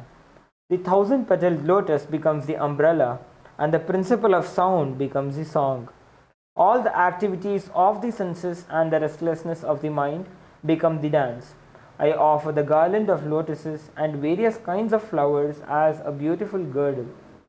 I worship the divine consciousness with the flowers of pure emotions. I offer the flowers of absence of deceit, absence of ego, absence of attachment, absence of pride, absence of delusion, absence of hypocrisy, absence of hatred, absence of agitation, absence of envy, and absence of greed. The wise know these as the 10 flowers. The non-violence is the supreme flower, and the control of the senses, compassion, forgiveness, and wisdom are the 5 flowers. Thus, with these 15 flowers of pure emotions, I worship Paramashiva. Let us now enter into the Manasa Puja. Om Hritpadmamasanam Dadyat Sahasrarachyutamritaihi Padyam Charanayor Dadyat Manastu Arghyam Nivedayed Tenamritena Achamaniyam Snaniyam Tena Jasmritam Akashatattvam Vastram Syat Gandhasyat Gandhatatvakam Chittam Prakalpayet Pushpam Dhupam Pranan Prakalpayet Tejastattvam cha Deepartham Naivedyam Syat Sudham Buddhihi Anahatadhvanir Ghantam Vayutattvam cha Chamaram Sahasraram Bhavet Chhatram Shabdatattvam cha Geetakam Drittamindriya Karmani Chanchalyam Manasastatha Sumekhalam Padmamalam Pushpam Nana Vidham Tatha Amayadyair Bhava Pushpaihi Archayed Bhavagocharam Amayam Manahankaram Aragam Mamadam Tatha Amohakamadam Pancha Advesha Akshobhakau Tatha Amadsaryam Malobhancha Dashapushpam Vidurbodhaha Ahimsa Paramam Pushpam Pushpamindriya Nigraha Daya Pushpam Kshama Pushpam Jnana Pushpancha Panchamam Idi Panchadashair Bhava Pushpaihi Sampojayed Bhagavantam Shri Nithyananda Paramashivam.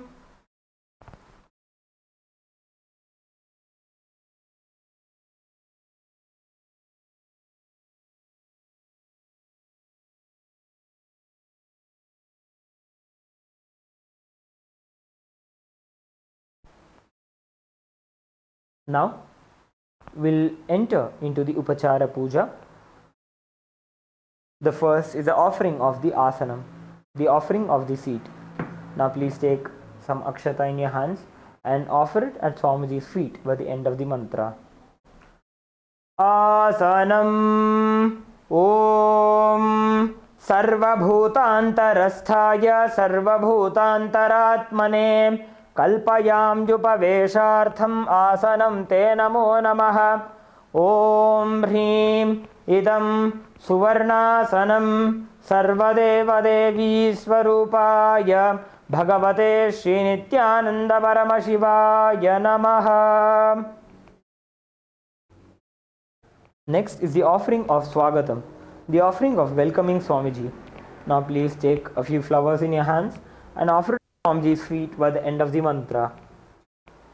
Swagatam Om Shantatvat Sarvakartritva Bhavo Paratikaranat Shiva Uktau Mahatantra Mantravidbhis Sada Shivaha Tasmai Shivaya Gurave Vitaraga Vai Ameyatvat Anantoyam Ajatvacha Prakirtitaha Yasya Darshanamichanti Deva Swabhishta Siddhaye Tasmai Te Parameshana Swagatam Swagatam Prabho Adya me sabhalam janma jivanam sabhala kriya Swagatam yatvaya tanme tapasam phalamagatam.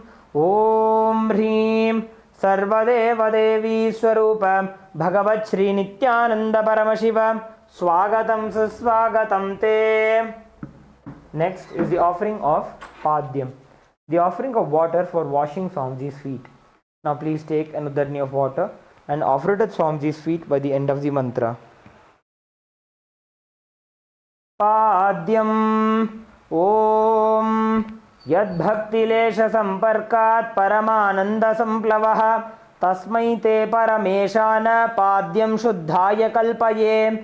Om Hrim Etat Padyam Sarvadeva Devi Swarupaya Bhagavate Shri Nithyananda Paramashivaya Namaha. Next is the offering of Arghya, the offering of the traditional bouquet. Please take the conch decorated with the Arghya and offer the flowers and the water at Swamiji's feet by the end of the mantra. Arghyaha Om Durvakshata Samayuktam Bilvapatram Tathaparam Shobhanam Shankhapatrastham Grahanarghyam Maheshwara. Om Hrim Esho Arghyaha Sarvadeva Devi Swarupaya Bhagavate Shri Nithyananda Paramashivaya Swaha. Next is the offering of Achamaniyam, the offering of water for the mouthwash. Now please take an udarni of water in your hands and offer it at Swamiji's feet by the end of the mantra. Achamaniyam Om Mandakinyastu Yadvari Sarvapapaharam Shubham Grahanachamaniyam Tvam Maya Bhaktya Niveditam. Om Hrim Idam Achamaniyodakam Sarvadeva Devi Swarupaya Bhagavate Shri Nithyananda Paramashivaya Svadha. Next is the offering of Madhubarka, the offering of the nectarine drink. Please take the Madhubarka in your hands and offer it at Swamiji's feet by the end of the mantra. Madhubarkaha Om Sarvakalmashanashaya Paripurna Sudhatmakam Madhubarkamimam Deva Kalpayami Prasidame. Om Hrim Esha Madhubarkaha Sarvadeva Devi Swarupaya Bhagavate Shri Nithyananda Paramashivaya Svadha. Next is the offering of Gandhatailam. Please take the scented oil in your hands and offer it at Swamiji's feet by the end of the mantra. Gandhatailam Om Sneham Grahana Snehena Lokanam Hitakaraka Sarvalokeshu Shuddhastvam Snehamuttamam. Om Hrim Idam Gandhatailam Sarvadeva Devi Swarupaya Bhagavate Shri Nithyananda Paramashivaya Nivedayami. Next is the offering of Snaniyam, the offering of the water for the sacred bath. Please take an udarni of water and offer it at Swamiji's feet by the end of the mantra. Snanijam Om Idam Sushitalam Vari Swachham Shuddham Manoharam Snanartham Te Maya Bhaktya Kalpitam Pratigrihyatam Om Hrim Idam Snaniyodakam Sarvadevadevi Swarupaya Bhagavate Shri Nithyananda Paramashivaya Nivedayami. Next is the offering of Vastram, the offering of the sacred clothes. Now please take the Vastram in your hands and offer it at Swamiji's feet by the end of the mantra. Vastram Om Maya Chitrapatachanna Nijaguhyoru Tejase Niravarana Vijnaya Vasaste Kalpayamyaham Om Hrim Idam Vastotariyam Sarvadevadevi Swarupaya Bhagavate Shri Nithyananda Paramashivaya Nivedayami. Next is the offering of Abharanam, the offering of the sacred jewelry. Please take the Abharanam in your hands and offer it at Swamiji's feet by the end of the mantra.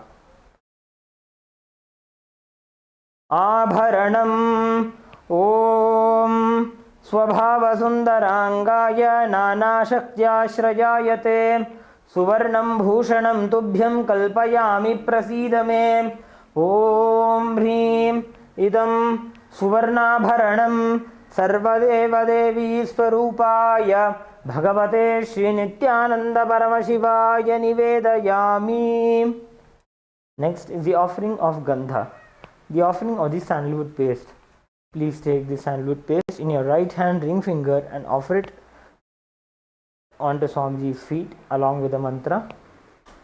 Gandhaha Om Shariram te na janami cheshtam naiva cha maya niveditan gandhan pratigrihya velipyatam Om Hrim Esha Gandhaha Sarvadevadevi Swarupaya Bhagavate Shri Nithyananda Paramashivaya Namaha.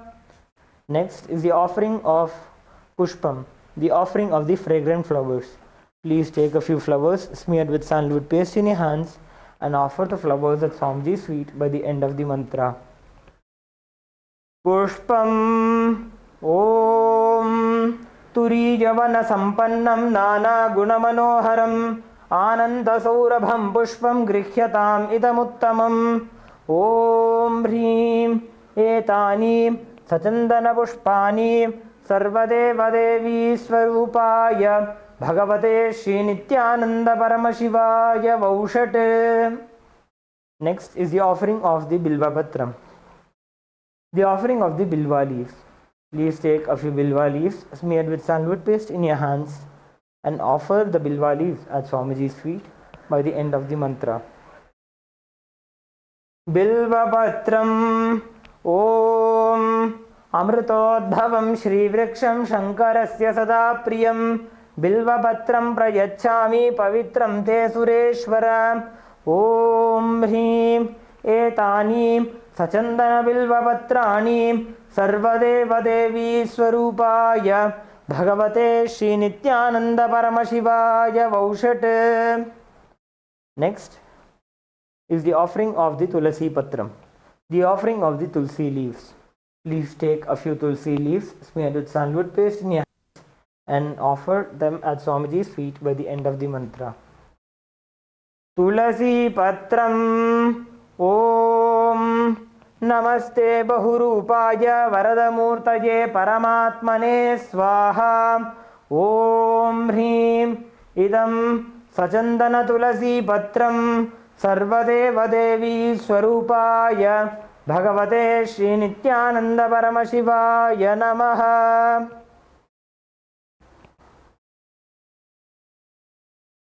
Next is the offering of Dhupa. We request all the participants to please light your lamps and the incense sticks.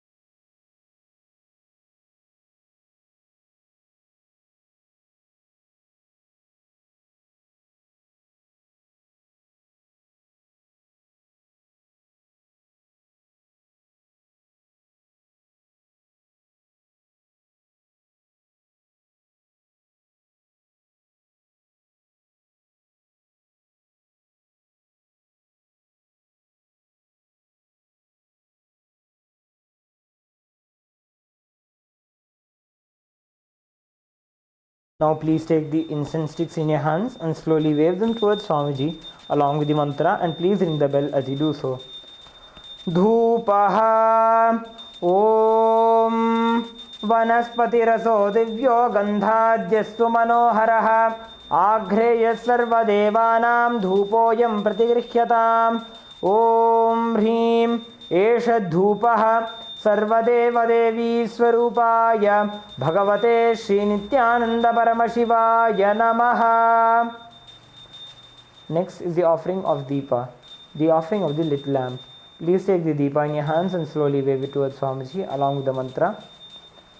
Deepaha Om Suprakasho Mahadeepaha Sarvatastimirapaha Sabāhyabhyantarajyotir Deepoyam Pratigrihyatam Om Hrim Esha Deepaha Sarvadevadevi Swarupaya Bhagavate Shri Nithyananda Paramashivaya Namaha.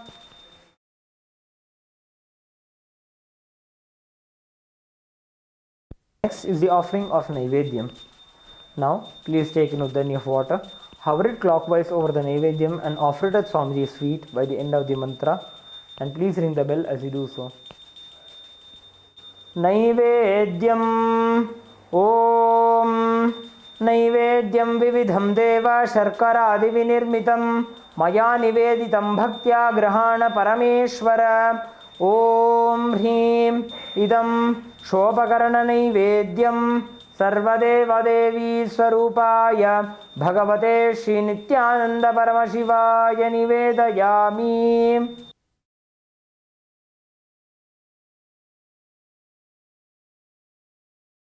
Next is the offering of Paniyam, the offering of water for drinking. Now please take an uddani of water and offer it at Swamiji's feet by the end of the mantra. Paniyam Om Samastadeva Devesha Sarvatriptikaram Param Akhandananda Sampurnam Grahana Jalamuttamam Om Hrim Idam Panarthodakam Sarvadeva Devi Swarupaya Bhagavate Shri Nithyananda Paramashivaya Namaha. Next is the offering of the Punarachamaniyam. Take another of water and offer it at Swamiji's feet by the end of the mantra. Punarachamaniyam Om Uchishtamapya Shuchirva Yasya Smaranamatrataha Shuddhimapnoti Tasmai Te Punarachamaniyakam Om Hrim Idam Punarachamaniyodak Sarvadeva Devi Swarupaya Bhagavate Shri Nithyananda Paramashivaya Swaha. Next is the offering of the Arartrigam. Please take the lit Arati in your hands and slowly wave it towards Swamiji along with the mantra, and please ring the bell as you do so. Arartrikam Om Hrim Esha Deepamala Sarvadeva Devi Swarupaya Bhagavate Shri Nithyananda Paramashivaya Namaha. Om Sangrahanyeshtya Imam Janatagum Sangranhaniti Dvadasharatnirashana Bhavati Dvadashamasa Samvatsaraha Samvatsarameva Varundhe Maunji Bhavati Urgvai Munjaha Urjameva Varundhe Chitra Nakshatram Bhavati Chitram Va Etat Karma Karpura Gauram Karunavataram Samsarasaram Bhujagendraharam Sada Vasantam Hridayaravinде Bhavam Bhavani Sahitam Namami Bhavam Bhavani Sahitam Namami Bhavam Bhavani Sahitam Namami. Aratrikam Samarpayami Bhagavat Shri Nithyananda Paramashiva Charanakamaleebhyo Namaha. The next is the offering of Pushpanjali. Please take a few flowers in your hands. Keep your hands in the Anjali Mudra and offer the flowers at Swamiji's feet by the end of the mantra. Pushpanjalihi गुरुर्ब्रह्मा गुरुर्विष्णुः गुरुर्देवो महेश्वरः गुरुः साक्षात् परं ब्रह्म तस्मै श्री गुरवे नमः। अखण्डमण्डलाकारं व्याप्तं येन चराचरं तत्पदं दर्शितं येन तस्मै श्री गुरवे नमः। अज्ञानतिमिरान्धस्य ज्ञानाञ्जनशलाकया चक्षुरुन्मीलितं येन तस्मै श्री गुरवे नमः। अनेकजन्मसम्प्राप्तकर्मबन्धविदाहिने आत्मज्ञानप्रदानेन तस्मै श्री गुरवे नमः। मन्नाथ श्रीजगन्नाथो मद्गुरु श्रीजगद्गुरुः ममात्मा सर्वभूतात्मा तस्मै श्री गुरवे नमः। ईश्वरो गुरुरात्मेति मूर्तिभेदविभागिने व्योमवद्व्याप्तदेहाय दक्षिणामूर्तये नमः। नित्यानन्दं परमसुखदं केवलं ज्ञानमूर्तिं गगनसदृशं तत्त्वमस्यादिलक्ष्यम् एकं नित्यं विमलमचलं सर्वधी साक्षिभूतं भावातीतं त्रिगुणरहितं सद्गुरुं तं नमामि। पुष्पाञ्जलिं समर्पयामि भगवत् श्री नित्यानंद परमशिव चरणकमलेभ्यो नमः। ओम Nityanandam. We will now enter into the Paramashiva Puja. We will begin with the Tattvachamanam.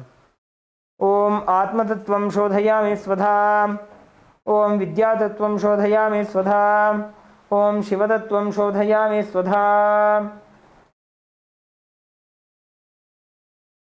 Om Ham Hridayaya Namaha.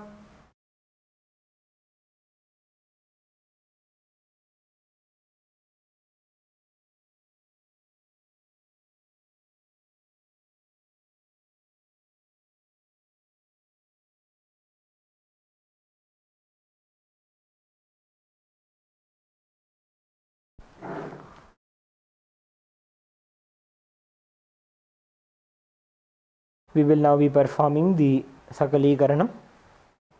Using the hand and back of your right hand once, and using the right hand, wipe the front and back of your left hand twice. Om Haha Astraya Namaha. Bring your hands into the Namaskar Mudra in front of your third eye. Shaktaye Vaushat. Bring your palms facing you. Om Ham Shivasanaya Namaha. Om Ham Shivamurtiye Namaha.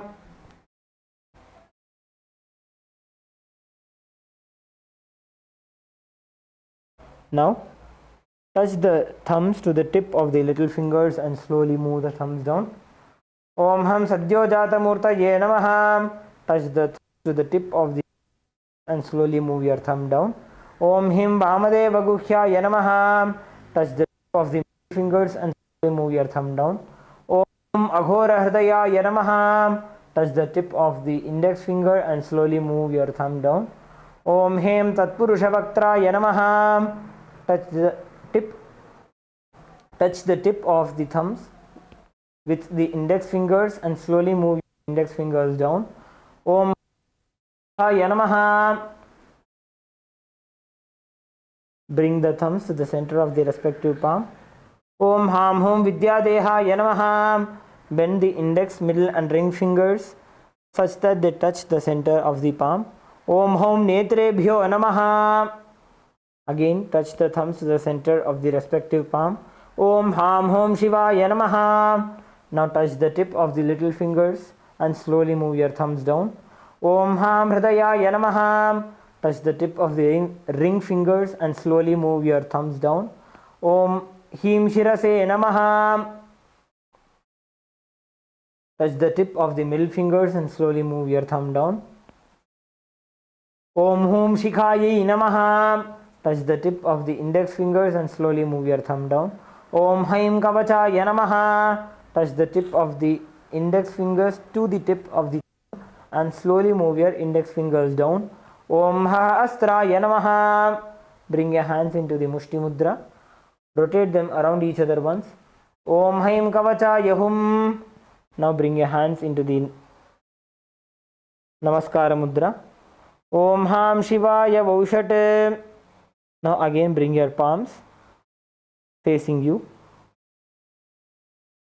Om Ham Hum Shivaya Namaha.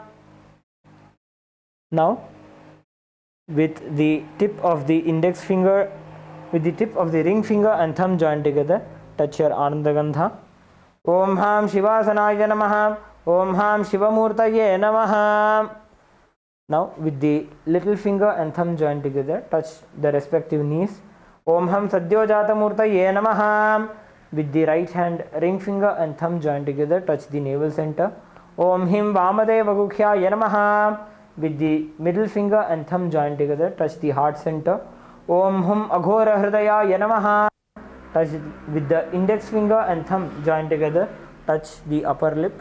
Om Hem Tatpurusha Vaktraya Namaha. With the tip of the thumb, touch the top of the head. Om Hum Ishana Murdhaya Namaha. Then with the ring finger and thumb joined together, touch the Gandha. Om Ham Hum Vidyadehaya Namaha. With the index, middle and ring fingers together, touch the three eyes. Om Hum Netrebhyo Namaha. With the ring finger and thumb joined together, touch the Anandagandha. Om Ham Hum Shivaya Namaha. With the little finger and thumb joined together, touch the heart center. Om Ham Hridaya Namaha. With the ring finger and thumb joined together, touch the top of the head. Om Him Shirase Swaha. With the middle finger and thumb joined together, touch the back of the head. Om Hum Shikhaye Vashate. Now cross your arms with your left hand over your right hand.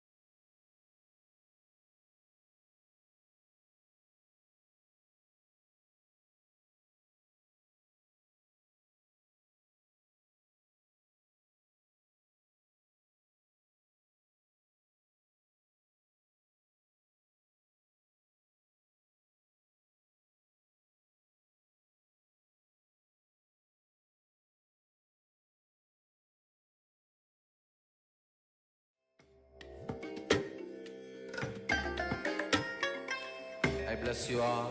Let you all open all your three eyes and manifest the powers of Mahasadashiva. Om Nithyananda Paramashivoham. Om Nithyananda Paramashivoham. Om Nithyananda Paramashivoham. Established since 2002 in the United States of America, the United Ancient Nations is an intergovernmental organization, currently made up of 160-plus members and indigenous nations. The UAN and its work are guided by the purposes and principles contained in its founding charter. The UAN is a manifestation of the profound connection amongst indigenous peoples across the world, including African, Andean, American, European, Caribbean, Oceanic, and Asian regions, rooted in shared wisdom, sustainable practices, and deep reverence for the earth. The United Ancient Nations serves as an international cultural and diplomatic organization focused on uniting indigenous cultures globally. Our governance structure is council-based without territorial claims, led by a collective leadership through our General Secretariat.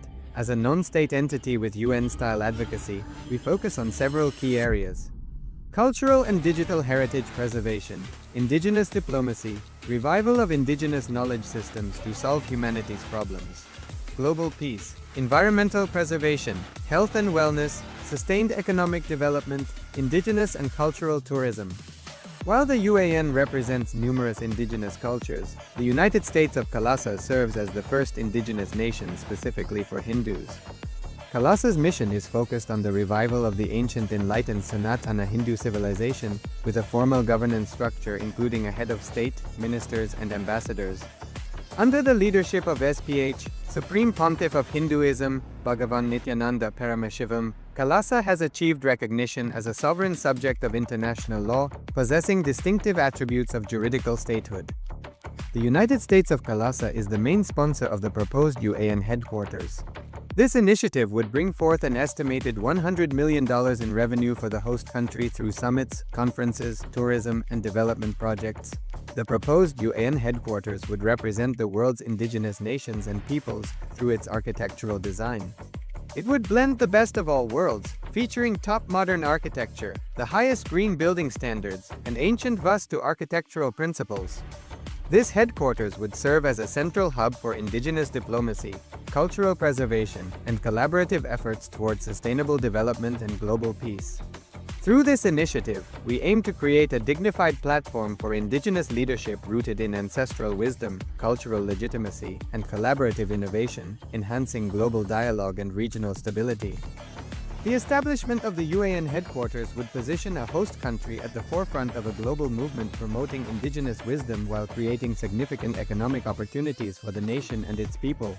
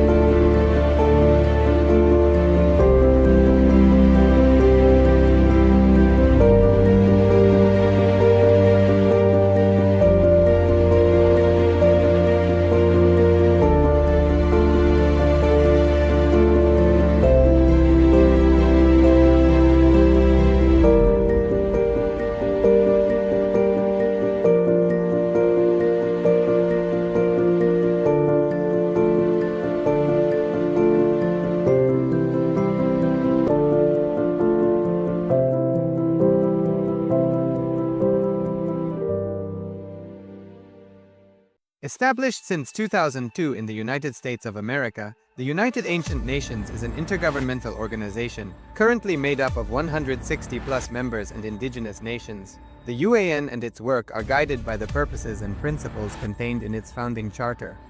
The UAN is a manifestation of the profound connection amongst indigenous peoples across the world, including African, Andean, American, European, Caribbean, Oceanic, and Asian regions, rooted in shared wisdom, sustainable practices, and deep reverence for the earth.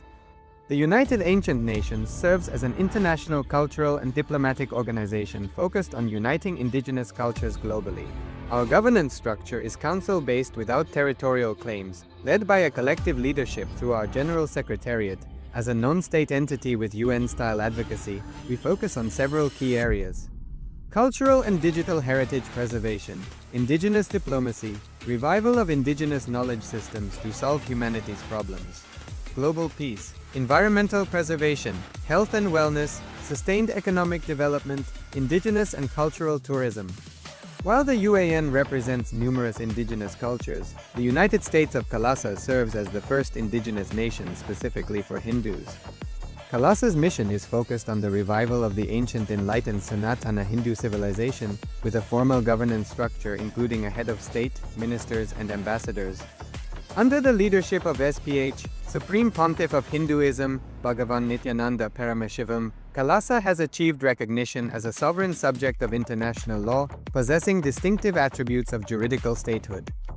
The United States of KAILASA is the main sponsor of the proposed UAN headquarters.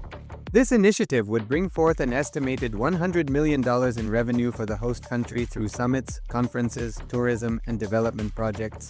The proposed UAN headquarters would represent the world's indigenous nations and peoples through its architectural design. It would blend the best of all worlds, featuring top modern architecture, the highest green building standards, and ancient Vastu architectural principles. This headquarters would serve as a central hub for indigenous diplomacy, cultural preservation, and collaborative efforts towards sustainable development and global peace. Through this initiative, we aim to create a dignified platform for indigenous leadership rooted in ancestral wisdom, cultural legitimacy, and collaborative innovation, enhancing global dialogue and regional stability. The establishment of the UAN headquarters would position a host country at the forefront of a global movement promoting indigenous wisdom while creating significant economic opportunities for the nation and its people.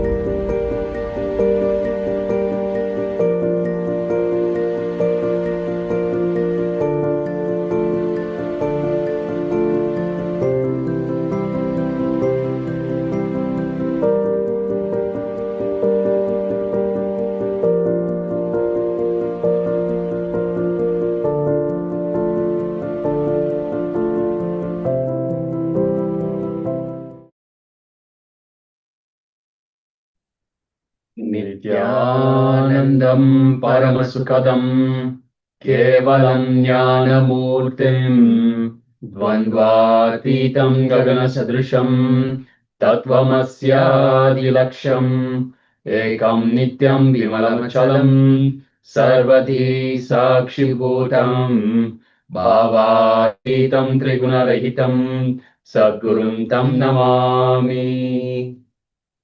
Nithyanandam, everyone. Yes, Nithyanandam. With the blessings of the Supreme Pontiff of Hinduism, Bhagavan Sri Nithyananda Paramashivam, we welcome each and every one of you who are present here and joining us for Paramashivoham to another exciting day. We are almost coming to the end of this season. We are going to be looking at awakening the sacred feminine. It's going to be a very powerful day, and we'll be receiving initiations into divine feminine consciousness, and we'll be manifesting the power of teleportation, and ultimately we'll be receiving the darshan of the Supreme Pontiff of Hinduism, Bhagavan Sri Nithyananda Paramashivam, manifesting as the Ardha Narishwara Murti, the sacred alignment of feminine and masculine energies. So it's going to be a wonderful day, a beautiful day, a powerful day. So we're going to start the proceedings for the day, the sessions for the day with a power manifestation session. We have been through Nitya Yoga and the Guru Pada Puja and Paramashiva Puja. And as we have reminded, only when we are in that space of Paramashivatva, being in oneness with Paramashiva, can we really truly offer puja to Paramashiva. So we will continue to be in that space and manifest the powers of the third eye. We'll start with manifesting the powers. Let us continue to sit in that same space of oneness. We'll be manifesting the power of third eye. We'll read the Shastra Pramana, the scriptural reference to manifest the powers. Kapalantarmanonyasya Tishtanmilitalochanaha Kramena manaso dadyat Lakshayet lakshyamuttamam.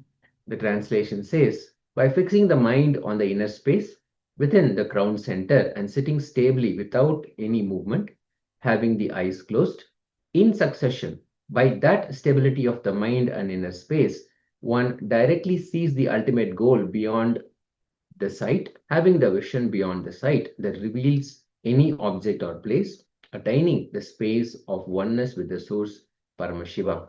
Now, from that space of oneness with the source Paramashiva, we will be manifesting Paramashiva within us, manifesting the power of vision beyond the sight. So let us sit comfortably. Let us have our eye bands on. Let's wear the eye bands. If you do not have a eye band handy, let us pick a piece of cloth. Any piece of cloth will be fine. You can just tie it around your eyes and make sure that there is no light that can pass through. Sit comfortably, and all the participants in joining us from YouTube, also we request all of you to sit in the space of manifestation, sit in the space of oneness with Paramashiva with closed eyes and have your eyes closed. You can use an eye band or a piece of cloth that you can tie around your eyes and sit with the intention of manifesting Paramashiva in all of us. Let everything about you be Paramashiva. Let everything be only Paramashiva. Anything that is not Paramashiva, let it completely leave you.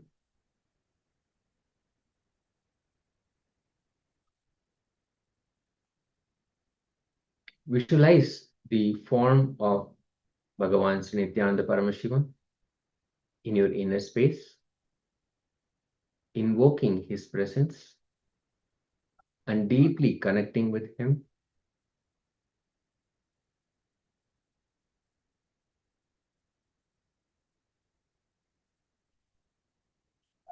Again and again, connect with him deeply, being in that space of oneness with Bhagavan Nithyananda Paramashiva, the ultimate manifestation of Paramashiva, being in that space of oneness with Paramashiva. Let Paramashiva manifest the power of vision beyond the sight. Let us chant the Mahavakya intensely. The Mahavakya initiated and blessed and offered by the Supreme Pontiff of Hinduism to all of us. Let us chant intensely. Om Nithyananda Paramashivoham.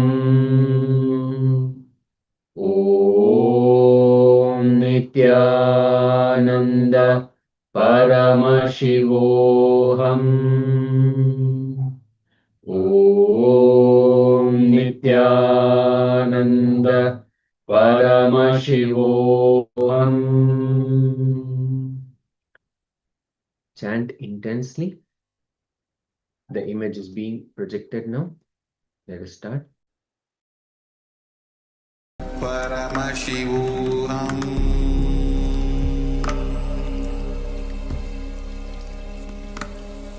Om Nithyananda Paramashivoham.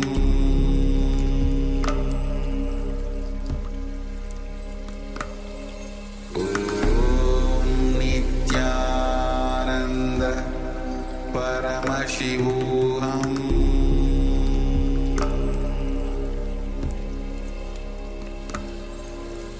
Om Nithyananda Paramashivoham. Om Nithyananda Paramashivoham. Paramashivoham.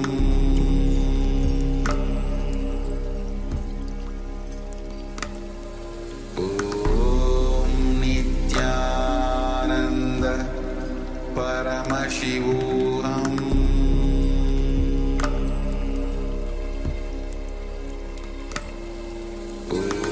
Om Nithyananda Paramashivoham.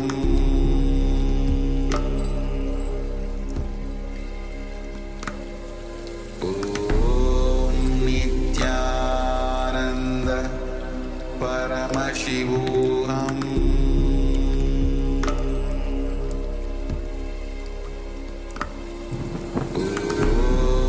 Nithyananda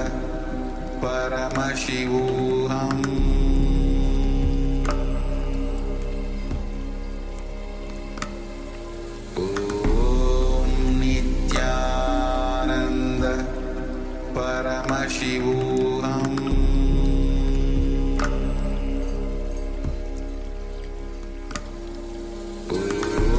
Om Nithyananda Paramashivoham.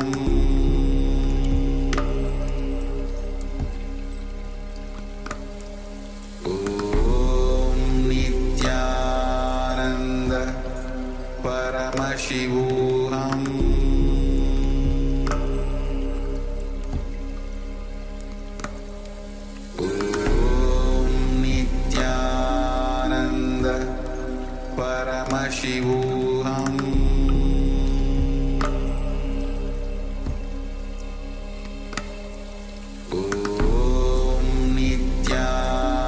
Nithyananda Paramashivoham.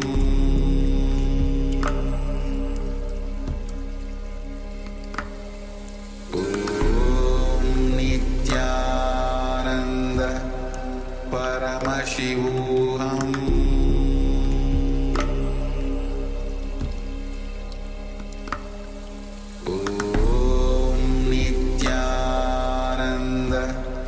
Paramashivoham.